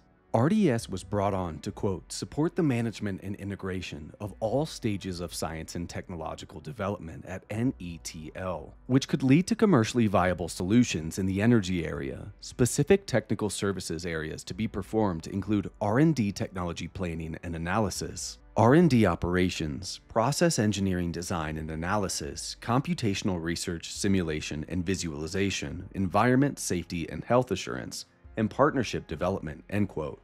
Of course, NETL has no direct connection we can see to UFO legacy programs, but it is interesting that NETL does have connections to three companies ranging from possibly to almost certainly involved in UFO legacy programs.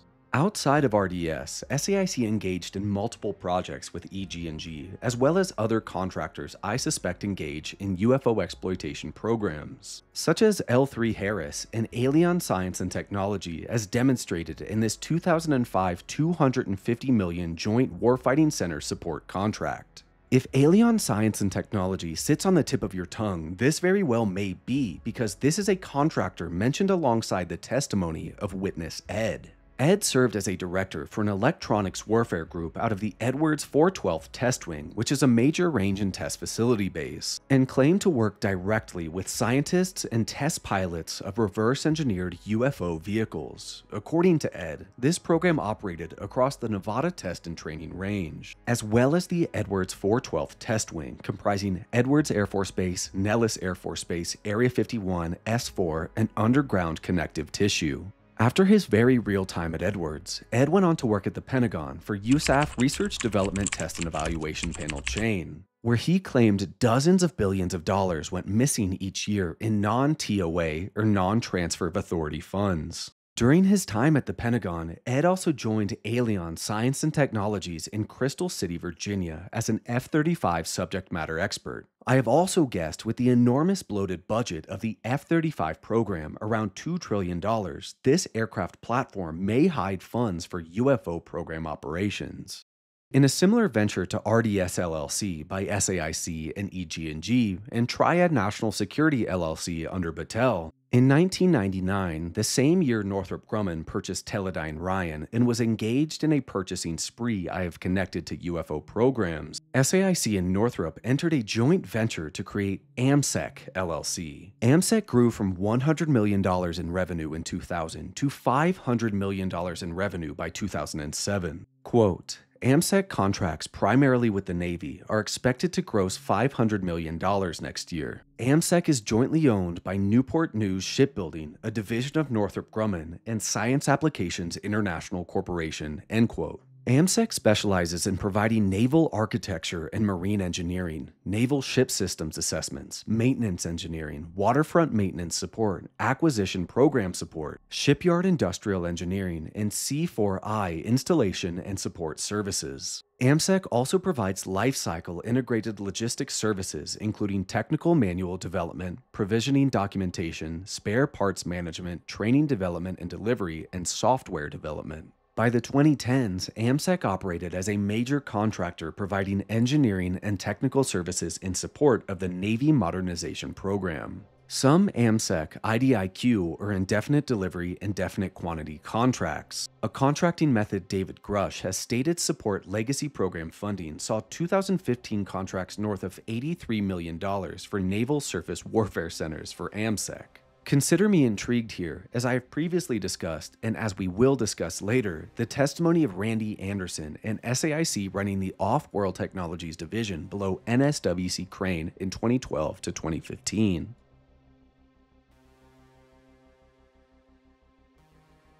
In my projects, when discussing DoD contractors, FFRDCs, and UARCs, I try and single out official reports, internal reports, Defense Technical Intelligence Center documents, etc., to attempt to draw parallels to UFO legacy programs. Previous references have included project updates on Project Stork and metallurgical alloy analysis by Battelle, TRW's work on high-speed underground tunnels possibly connecting deep underground military bases, 1972's Project Outgrowth out of the U.S. Air Force Rocket Propulsion Laboratory at Edwards Air Force Base detailing anti-gravity propulsion, and many, many, many more. Of course, seen as it's our subject today, SAIC has their own compelling historical documentation. In 1988, SAIC began work on a report titled Electric Propulsion Study for Edwards Air Force Base's Aeronautics Laboratory in the Air Force Space Technology Center, AFSC. Of course, as we've discussed throughout today, viewers of my channel will recall my extremely high conviction regarding a joint UFO ARV alien reproduction vehicle program existing between Edwards Air Force Base and the Nevada Test and Training Range. Again, this was covered in great detail on my video on Ed, an electronics warfare test director out of Edwards who claimed to operate this program engaging with UFO Legacy Program scientists and ARV pilots.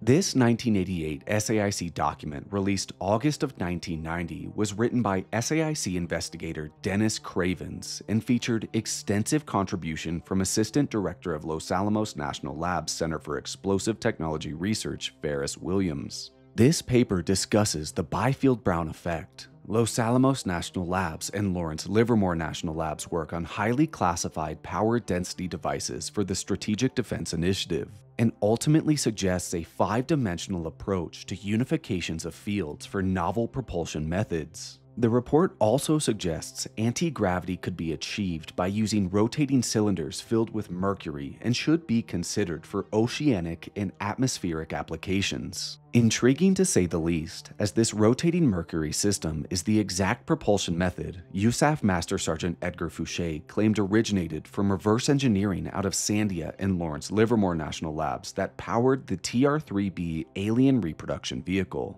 The circular plasma field accelerator ring, called a magnetic field disruptor, surrounds a rotatable crew compartment. It's far ahead of anything you've ever imagined as far as technology. Sandia and Livermore Laboratories developed a reverse-engineered MFD, and I believe the government will go at any lengths to protect this technology. But you're not going to be able to build one of these from what I tell you, nor am I. So the government will go to any lengths. Believe me, the plasma in this accelerator is mercury-based. It's pressurized at 250,000 atmospheres at a temperature of 150 degrees Kelvin, superconductivity, and accelerated to 60,000 revolutions per minute to create a superconductive plasma with a resulting gravity energy. The MFD generates a magnetic vortex field which disrupts and neutralizes the effects of gravity on mass within proximity by 89%. Do not misunderstand, this is not anti-gravity. Anti-gravity you can use as a propulsive force. Just for consideration, it is also interesting how this Ferris Williams, mentioned in this report, also spoke at a June 2001 UFO technology conference where it was mentioned his research was sponsored by Hal Puthoff. This conference was actually held in La Jolla, San Diego, in immediate proximity to numerous SAIC locations and their California headquarters. In July of 2018, journalist George Knapp released a leaked version of 38 DIRDs, or Defense Intelligence Reference Documents created under the Advanced Aerospace Threat Identification Program, or ATIP. ATIP, of course, is the controversial office Lou Elizondo claimed to direct, work for, or operate under in various capacities. Much discussion has been conducted surrounding ATIP versus ALSAP, the Advanced Aerospace Weapons System Applications Program. This is of course not the subject of today's video, and while I maintain ATIP was likely a white world cover for more classified programs under ALSAP, we will not be discussing the complexities of ATIP versus ALSAP today. On 16 January 2019, the Black Vault received a list of the aforementioned DIRD reports under FOIA. By March 2022, the Black Vault had successfully received copies of all 38 DIRD reports. I have discussed these DIRDs before. The subject matter and topics of them are simply astounding. The DIRDs feature highly scientific and technical reports by various authors that touch on multiple core positions from spatial/temporal translation to armament. Some of these DIRDs include focus on space-time metric engineering by Hal Puthoff, brain-machine interfaces by Dr. R. Genick, pulsed high-power microwave weaponry by Dr. James Wells, and advanced aerospace configurations by Dr. Paul Siz. And it is interesting how in 2001, Dr. Siz appeared as a whistleblower on Stephen Greer's 2001 disclosure briefing document. In his taped testimony to Greer, Siz discussed his 8 years in the Air Force at Wright-Patterson Air Force Base and 30 years working for the McDonnell Douglas Aircraft Company. Siz discussed his involvement tracking UFOs while at Wright-Patterson, some clocked at 20,000 miles per hour, performing unusual and silent maneuvers, as well as his time in classified projects at McDonnell Douglas. Within these DIRDs are numerous papers written by the infamous Dr. Eric Davis, covering such topics as traversable wormholes, stargates, and negative energy, anti-gravity for aerospace applications, and concepts for extracting energy from the quantum vacuum. In a similar vein to these exotic DIRDs, Davis had previously written a mind-boggling report from 2001 to 2003 titled Teleportation Physics Study.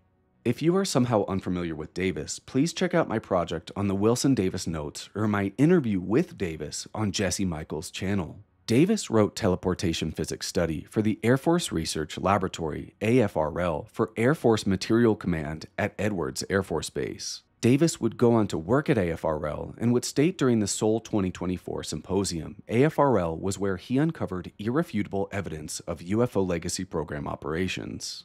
Teleportation Physics Study devotes an entire report section to p-teleportation, a form of psychokinesis, quote, similar to telekinesis, but generally used to designate the movement of objects through other physical objects over great distances. Telekinesis is a form of PK, which describes the movement of stationary objects without the use of any known physical force, and PK is essentially the direct influence of mind on matter without any known immediate physical energy or instrumentation, end quote. This PK phenomenon, p-teleportation section, stated much of the theoretical / experimental / operational work on the subject was based off a little-known program conducted at SRI International with the NSA, sponsored at times by the CIA, DIA, and U.S. Army INSCOM that would later relocate to SAIC. This was the infamous remote viewing program, aka Project Stargate. Well, there was like CIA docs about consciousness and like weird remote viewing stuff. I mean, besides the Stargate program that were released in the FOIA reading room on CIA's website too, that are pretty trippy. We're like, wow, CIA's looking into some really interesting stuff. I mean, they're a hardcore intel agency. What's going on there? So, but it makes sense that they would kind of have to find out if that's like, you can't ignore that if you're really doing your job. If your job is intelligence, like, okay, like, let's look at this. Or it's an aspect of the phenomenon because it's like a reach out from the crash retrieval program. Like, hey, I need you to look into some weird stuff because it might be the key unlock for something that we got in a warehouse, you know? Yeah. So, whoa.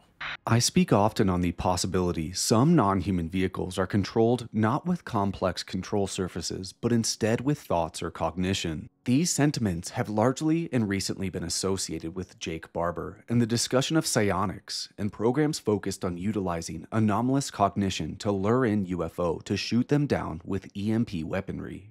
And we came to the conclusion even in those days that these were the reason most flying saucers have failed is because our conclusion was that this being is part of the guidance system. He's part of that saucer. But as we just saw, discussion of UFOs and cognition far predate Barber. The late Colonel Philip J. Corso would claim he and the Army's Foreign Technology Division under Arthur Trudeau were in the early 1960s, tasked with numerous projects for the purpose of seeding and adapting technologies plucked from UFO crash retrievals, specifically Roswell, into the U.S. military and industry if possible. One such project, started in 1961, was focused on, quote, control guidance by brainwaves, end quote. Corso had learned from official Roswell files the biologics on board the crashed disk were part of the guidance system. The Foreign Technology Division sought to adapt this technology to allow humans to control ballistic missiles via brainwaves. I've just had one of the most senior scientists in the US Defense Department, former, admit to me that he was read into a UFO crash retrieval program. I've spoken to well over 20 people now. What I was told consistently was the technology is mind-blowing and they are not in a position to be able to engineer it yet because it's just light years beyond what we have. It's a completely new type of physics, is what one person said to me. And you might be interested in this, Jay, because of the sort of direction that your interests have taken. Without expanding on it, one of the people I spoke to told me that it had a lot to do with a mind interface connection with the engineering, that it was driven by some kind of consciousness or some kind of intelligent connection with machinery that was beyond our understanding. Indeed, similar claims can be found within the files of the late legendary Leonard Stringfield. Analyzing Stringfield's notes reveals a conversation with one Mr. Hines, who had a source from Bell Labs. Of course, Bell Labs I have discussed before as having involvement in UFO legacy programs. Quote, Len spoke to a Mr. Hines who had a source from Bell Labs. The informant stated that he was on the flight line at a California Air Force base in the early 1950s and saw a UFO retrieval brought in. He allegedly saw a cutaway of the recovered craft, plus the headband transceiver worn by the aliens. Anyone involved with the retrieval was subject to intense scrutiny and search. Apparently, one man must have kept a part of the craft, and he mysteriously disappeared. He was never seen again. What I can tell you is that people who work on this technology tell me it has no control systems, no control surfaces, no visible propulsion system, no dials, no levers, no buttons. It's a shell. They tell me it's operated by consciousness. Go figure. When analyzing USG special access programs focused on anomalous mental phenomena being moved into the secrecy of the corporate world, I can't help but to think of direct parallels to UFO legacy programs. Acknowledged US programs into anomalous cognition began in 1977 with Project Stargate. Project Stargate was a joint secret Army, DIA, CIA, and SRI international contractor program tasked to investigate the potential for military use of psychic phenomena. The program went by many codenames based on operational agencies within the program: Gondola Wish, Stargate, Sunstreak for the CIA, Grill Flame for INSCOM, Center Lane for the DIA, etc. This was until 1991, when the project would consolidate under the Stargate project and be moved to our subject of today, SAIC. Stargate was initially operated out of Fort Meade, Maryland, with the key sponsor of the work being Major General Albert Stubblebine. Stubblebine founded U.S. Army Intelligence and Security Command, INSCOM. INSCOM initially commanded the U.S. Special Forces Unit, the ISA Intelligence Support Activity. The ISA was later on moved to JSOC, Joint Special Operations Command, where I and others like Chris Sharp have accused JSOC elements of participating in foreign UFO crash retrievals alongside the CIA Office of Global Access. Stubblebine himself has been accused by numerous individuals such as Philip J. Corso and Stephen Greer as participating directly in UFO material exploitation programs at Fort Huachuca, funding clandestine Men in Black type entities, and much more. Stubblebine, according to Greer, is the man who offered Greer $2 billion to absorb Greer's organization, SETI, into the general's work. So it is quite intriguing a general with keen aptitude for anomalous cognition would also be accused of participating in UFO legacy program operations. This reminds me of the quote we just heard from David Grush. But let's focus our work back to SAIC. SAIC would continue Stargate from 1991 to 1994. However, I would wager this work continued long after 1994. SAIC published 10 primary studies focused on remote viewing and psi phenomena. SAIC would coin the terms anomalous cognition, also known as remote viewing or clairvoyance, a quote, form of information transfer in which all known sensorial stimuli are absent. That is, some individuals are able to gain access to information by an as yet unknown process, end quote. As well as anomalous perturbation, aka psychokinesis, a quote, form of interaction with matter in which all known physical mechanisms are absent. That is, some individuals are able to influence matter by an as yet unknown process, end quote. In their official reports, SAIC stated they were, and earlier programs were, able to verify the existence of anomalous cognition, but not able to verify the existence of anomalous perturbation. SAIC would employ agents and beacons for such experiments. Agents displayed a quantitative measurement of displays of anomalous cognition, and beacons served as individuals who would engage in direct sensorial stimuli from an intended target to act as a focus of attention for the anomalous cognition receiver. Some pretty incredible stuff, I know, and as I have stated before on numerous occasions, I am still myself learning about psi phenomena in relation to the subject of UFOs. So for now, we will leave SAIC's work into AC and AP, but perhaps we will revisit the subject in the future. But SAIC's possible hidden continuation of Stargate does tie into the last subject we will discuss today.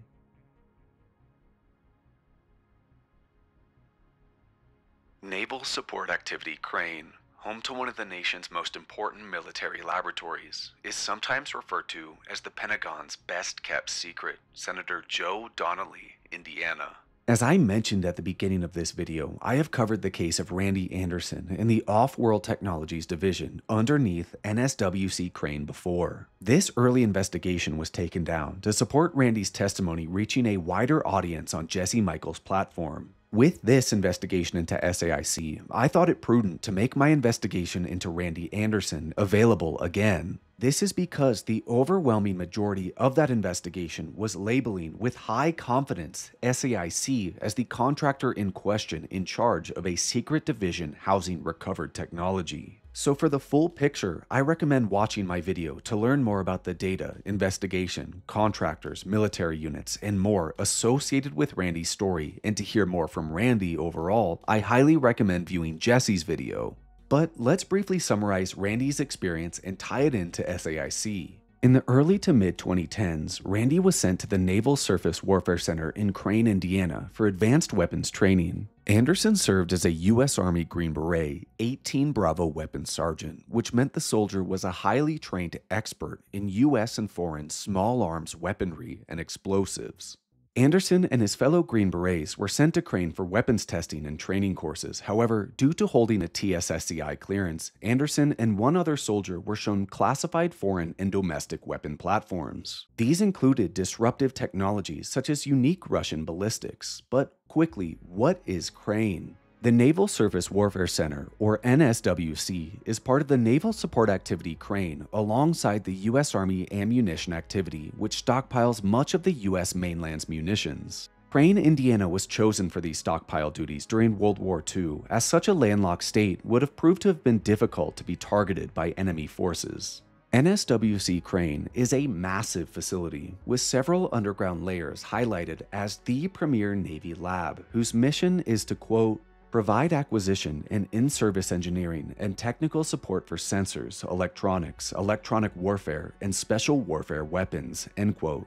Operations at Crane are divided into 3 distinct focus areas: strategic missions, electronic warfare, and expeditionary warfare. But this location doesn't focus on conventional missions. As we see from this recent Duke University long-range broad agency announcement, a key focus of Crane's programs are, quote, advanced concepts and technologies, end quote.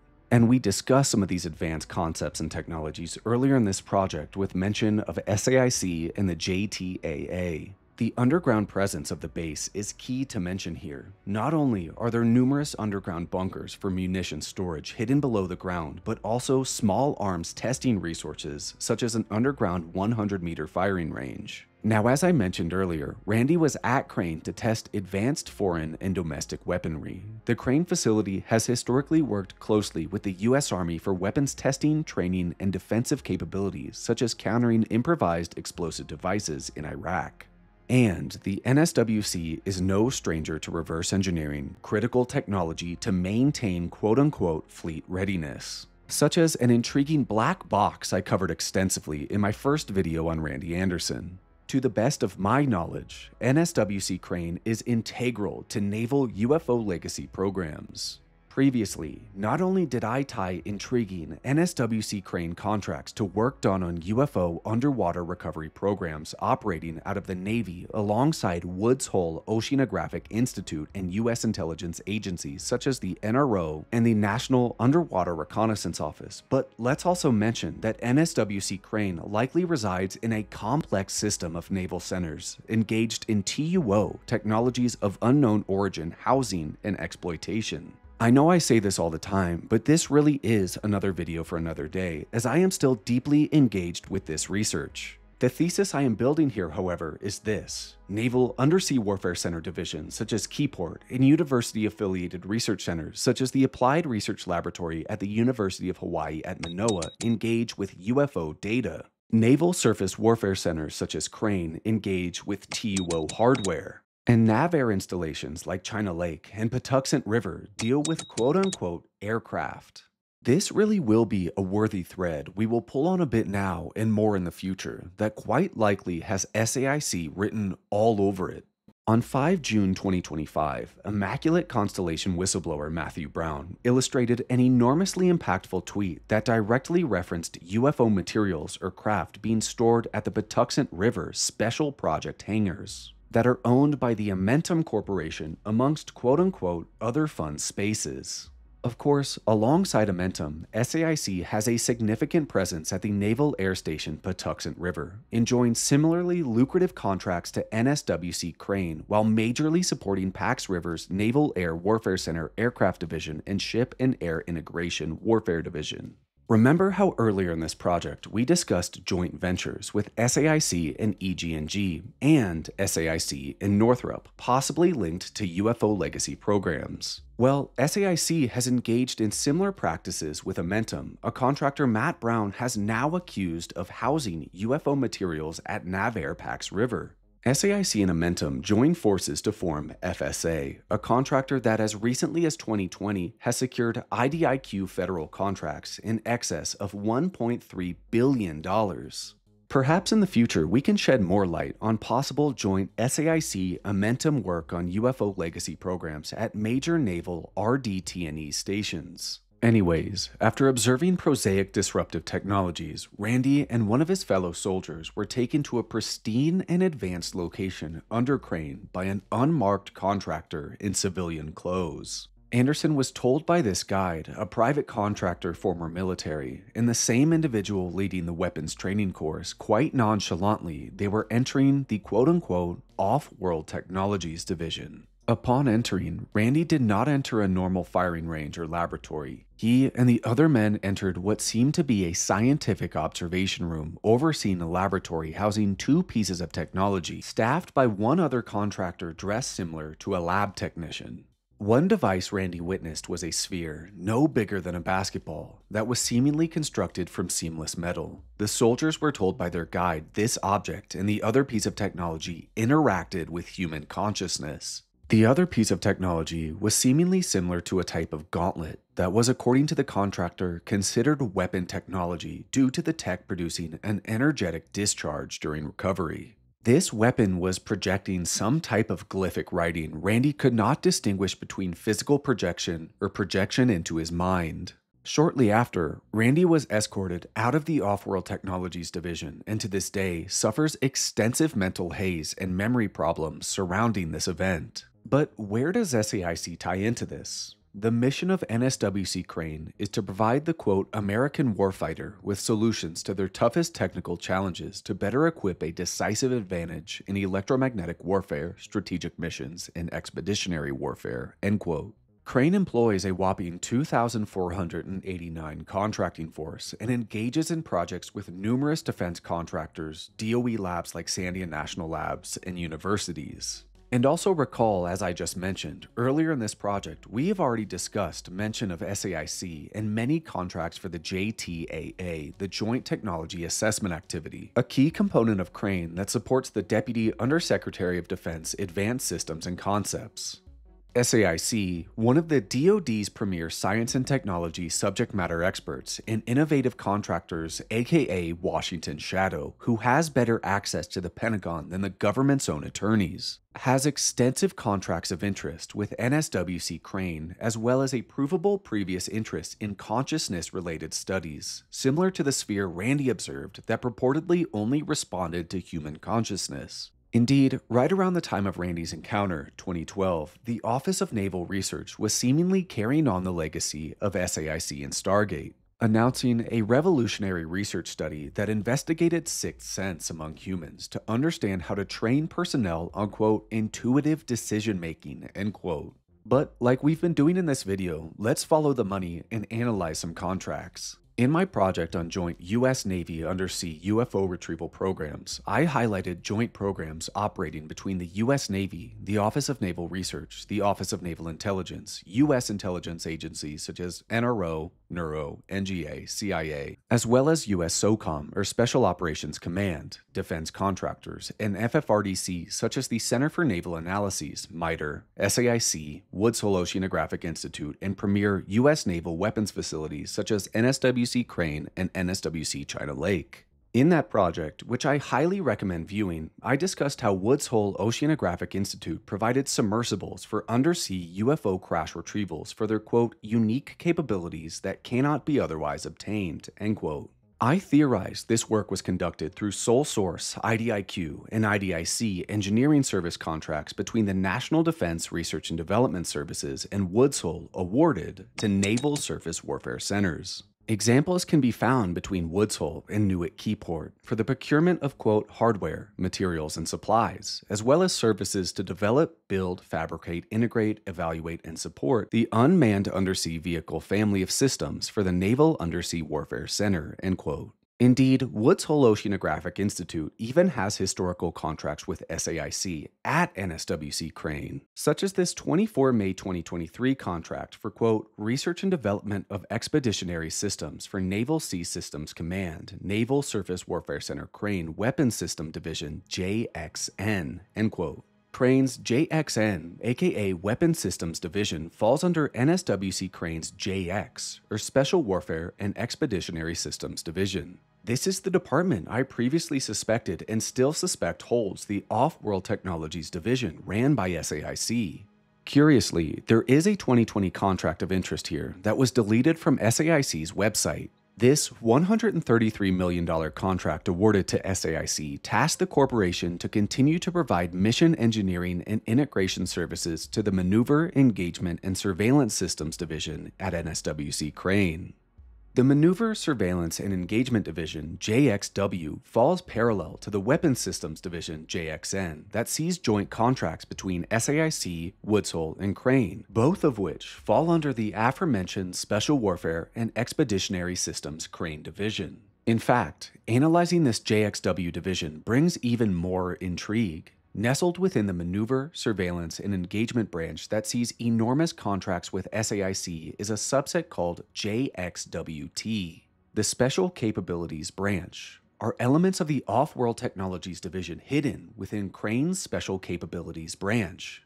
This 2020 $133 million contract may seem obscene, but SAIC is no stranger to frankly enormous contracts. Earlier in this video, we discussed hundreds of millions of dollars awarded to SAIC for IT consolidation with Sandia National Laboratories. But how about this 2023 contract that also suspiciously vanished from SAIC's website around January of 2024, detailing a $249 million indefinite delivery, indefinite quantity SAIC contract to support Crane's Weapons Division instrumentation platform?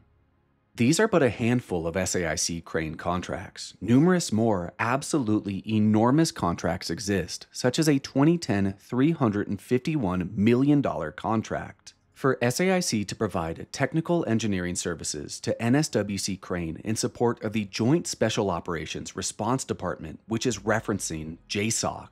And remember, we've discussed today, and as I do in almost every video, I link JSOC elements to UFO crash retrieval. Randy claimed the contractors associated with the classified prosaic weapons training took him to the Off-World Technologies Division. Well, we can find even more examples of SAIC conducting weapons testing at Crane. In a now restricted article that was comically pulled after my video on Randy Anderson, SAIC demonstrated extensive technical work providing expertise to improve C4ISR, aka Command, Control, Communications, Computers, Intelligence, Surveillance, and Reconnaissance and Weapon Systems for the warfighter at NSWC Crane. So if Randy's story is true, is SAIC the contractor running the Off-World Technologies Division? Well, there is no direct proof, but I would wager there is ample evidence SAIC with their demonstrated interest in psi phenomena, engagement with assets I have accused of participating in UFO retrieval operations at Crane, and proven history engaging in weapons training at Crane single out SAIC as operating an underground laboratory focused on the housing, containment, and possible exploitation of non-human technology. What's going on, guys? It's UAP Gerb, and if you made it this far with me, I'd like to thank you from the bottom of my heart for joining me into this investigation into SAIC and UFO Legacy programs. Now, before I do my end of video rant, let's get a couple things out of the way. Now, you probably see something new behind me. You probably noticed some new audio quality. I am trying as hard as I can to upgrade the studio, get a better mic, get better monitors, make the studio look a little nicer, make it look a little bit better than the tarp I just got in the background. So I'll always be trying to upgrade. Anyways, as I said in the beginning of this video, I know for SAIC we don't have as many direct connections to UFO programs, specifically craft housing and ARV production, than we do companies like Northrop, like we do Lockheed Martin, or even some of Northrop's subsidiaries, TRW, BDM, all the way back to aerospace, etc., and then FFRDCs like MITRE. But I hope what I showed today is that diving through SAIC's corporate history, some of their larger scandals, some of their implications in UFO programs, that this company has, for lack of a better term, quite a few skeletons in its closet. Whether this be defrauding the United States government and intelligence agencies or federal forces, like Virtual Case File with the FBI, or like Project Trailblazer with the NSA, SAIC seems to have a repeating pattern of securing enormous contracts and either delivering no product, under-delivering, or under-delivering and asking for more money. And as we saw from quotes throughout articles published by Forbes and published by Wall Street Journal in the early 2000s, there are numerous occasions on which there are anonymous or named whistleblower complaints against SAIC. And of course, we saw this with Denise McKenzie as well. And I was really interested to kind of connect Aldrich Saucier and his claims of fraud with the SDI, the Strategic Defense Initiative, and parallel that to 1992 as well with Denise McKenzie and SAIC. As we showed in this video, SAIC was pretty much the largest contractor for SDI for quite a few years, larger than other companies like Northrop Grumman, Lockheed Martin, and so forth combined. So by extension, I think it is safe to assume that some of this fraud and waste occurring in SDI would extend to its largest, by an exponential factor, contractor. Now with SAIC, probably what everybody thought going into this video was, of course, Randy Anderson, the Off-World Technologies Division, and Project Stargate. Now, I've said so many times, and my opinion is really changing on this matter, that some of the, for lack of a better term, psionics or psychic phenomena, plural, with the UFO programs, whether that be cognitively interfacing with a craft in terms of Corso's claims and some of these beings flying UFOs via mind or via thoughts or headband transceivers, and some of Leonard Stringfield's notes, I have really found solace in the quote by David Grush on JRE, where David Grush talks about Stargate and remote viewing documents in the CIA reading room and other various remote viewing programs, or AC or AP, some of those terms coined by SAIC. And I really found solace in Grush saying to Joe, when Joe kind of retorts back, well, of course the CIA would be looking to gain every single leverage into intelligence gathering, whether that be a legitimate source or not. That David Grush says, well, maybe some of these programs spawned out of a need to try and unlock something we have in a warehouse somewhere. I think that is an extremely interesting quote. And then that directly kind of corresponds to the story of Randy Anderson and the Off-World Technologies Division, where some of this sphere that he saw was claimed to interact with human consciousness, and how the contractors at NSWC Crane, which is most likely, and I still maintain even stronger, is SAIC. And I also think it's interesting the larger SAIC connection to some of the larger naval air stations or naval surface warfare centers across the nation. I'm intrigued to really dive in more about Matt Brown's statements about Patuxent River and the Amentum hangars, and explore more of SAIC at Patuxent River, maybe NSWC Dahlgren, China Lake, etc., as well as their work with Amentum. Now, looking into the corporate of SAIC, I know it's quite convoluted, especially when we got into the decision science applications, and then that long road of DSAI going into DSA to Stephen Myers to L3 Communications to Agility to being bought up by SAIC and L3 Harris. I know that's crazy complicated. I was really interested to find, sort of similar to Triad National Security with Battelle and two universities, that SAIC engaged in similar practices, and this was with their RDS with EG&G. Now, of course, the LLC went defunct within a couple years, but similar to Triad, this was a crack to break into DOE lab work and Department of Energy classified work. But I think one of the most tangible things we have from today's video, some of the most tangible research, is, of course, the SAIC whistleblowers. I do not need to say more about Dr. Sean Kirkpatrick. I'm sure by the time this video comes out, there will be a lot of stink about the Wall Street Journal article, and maybe even we'll get that part 2 soon. So I'd like to see more of basically a hero worship tale to Sean Kirkpatrick and his great work. But I'd also like to ask if Kona Blue was just a project tricking all Air Force personnel. What about the circular reporting? Those two seem at odds with each other from Kirkpatrick's claims. But anyway, I digress. I do believe we stumbled upon some other high-level SAIC gatekeepers and possibly individuals that need to be subpoenaed by Congress. Of course, most of these individuals are ceased, but some are still living. These gatekeeper individuals include John M. Deutch, William J. Perry, Admiral Rayborn, Admiral Owens, and Donald Kerr. I'd say of all of these individuals, Donald Kerr's CV has the greatest CV and greatest work history that would lend to UFO legacy programs, this being CIA, DS&T, SAIC, NRO, the MITRE Corporation, etc. I'd be real interested to hear from more about Don Kerr's work in legacy program operations. And gosh, I'd be really interested to speak to Oki Shannon as well. Of course, we saw in the ATP notes from '85, we see look to Don Kerr for influence and money. And earlier in those notes, I didn't include this in the video, there's Don K/-ET with a couple other names. Now, is this Don Kerr? Most likely. And why ET? Was there other information spoken about Don Kerr at this Advanced Theoretical Physics Working Group at BDM's facility in McLean, Virginia, that was held 1 year after Stubblebine joined BDM? I would certainly like to know more. And also, I know I said earlier in the video that I have found Denise McKenzie and attempted to make contact. I've heard nothing yet. I'd really like to speak to her to learn more. I've also found Mr. Stuart Stanley, and I've tried to reach out to him. Nothing yet either. So, kind of the running theme with this video, and as we said in the beginning, SAIC has really seemed to stay in the shadows. Why that is? I think they've really maintained a lower profile than companies like Northrop Grumman and Lockheed Martin, and maintained a lower profile than even some of the other low-profile guys like MITRE, like the CNA, like RAND, etc. So I hope, if anything, this video just brings to light some of the involvement of SAIC in not only just UFO legacy programs, but also black budget operations and some secretive work.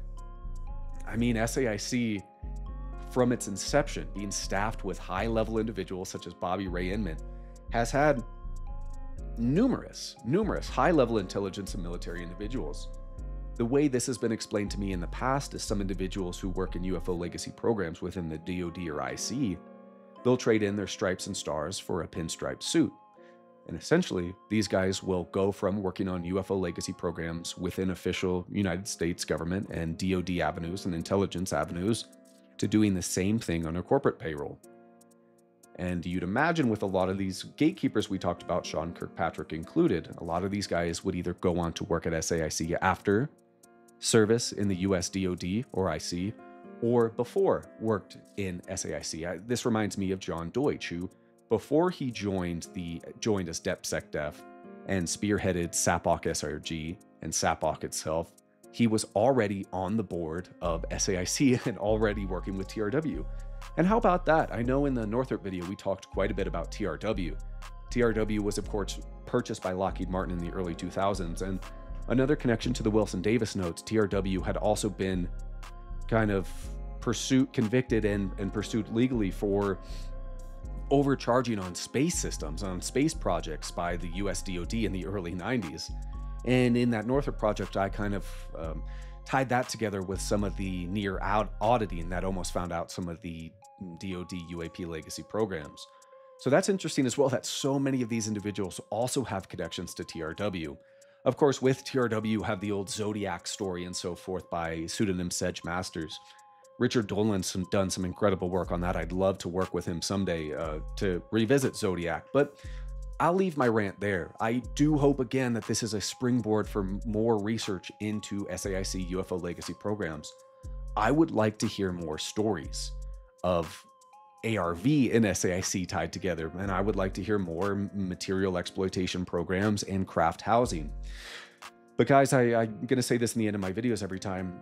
If you are an individual who has had experience firsthand or have secondhand knowledge on UFO legacy programs, this be crash retrieval or material exploitation, please email me at uapgerb@protonmail.com. I've switched away from a Gmail account. I've had some wise advice that this wouldn't necessarily be a secure method to receive such communication, so uapgerb@protonmail.com.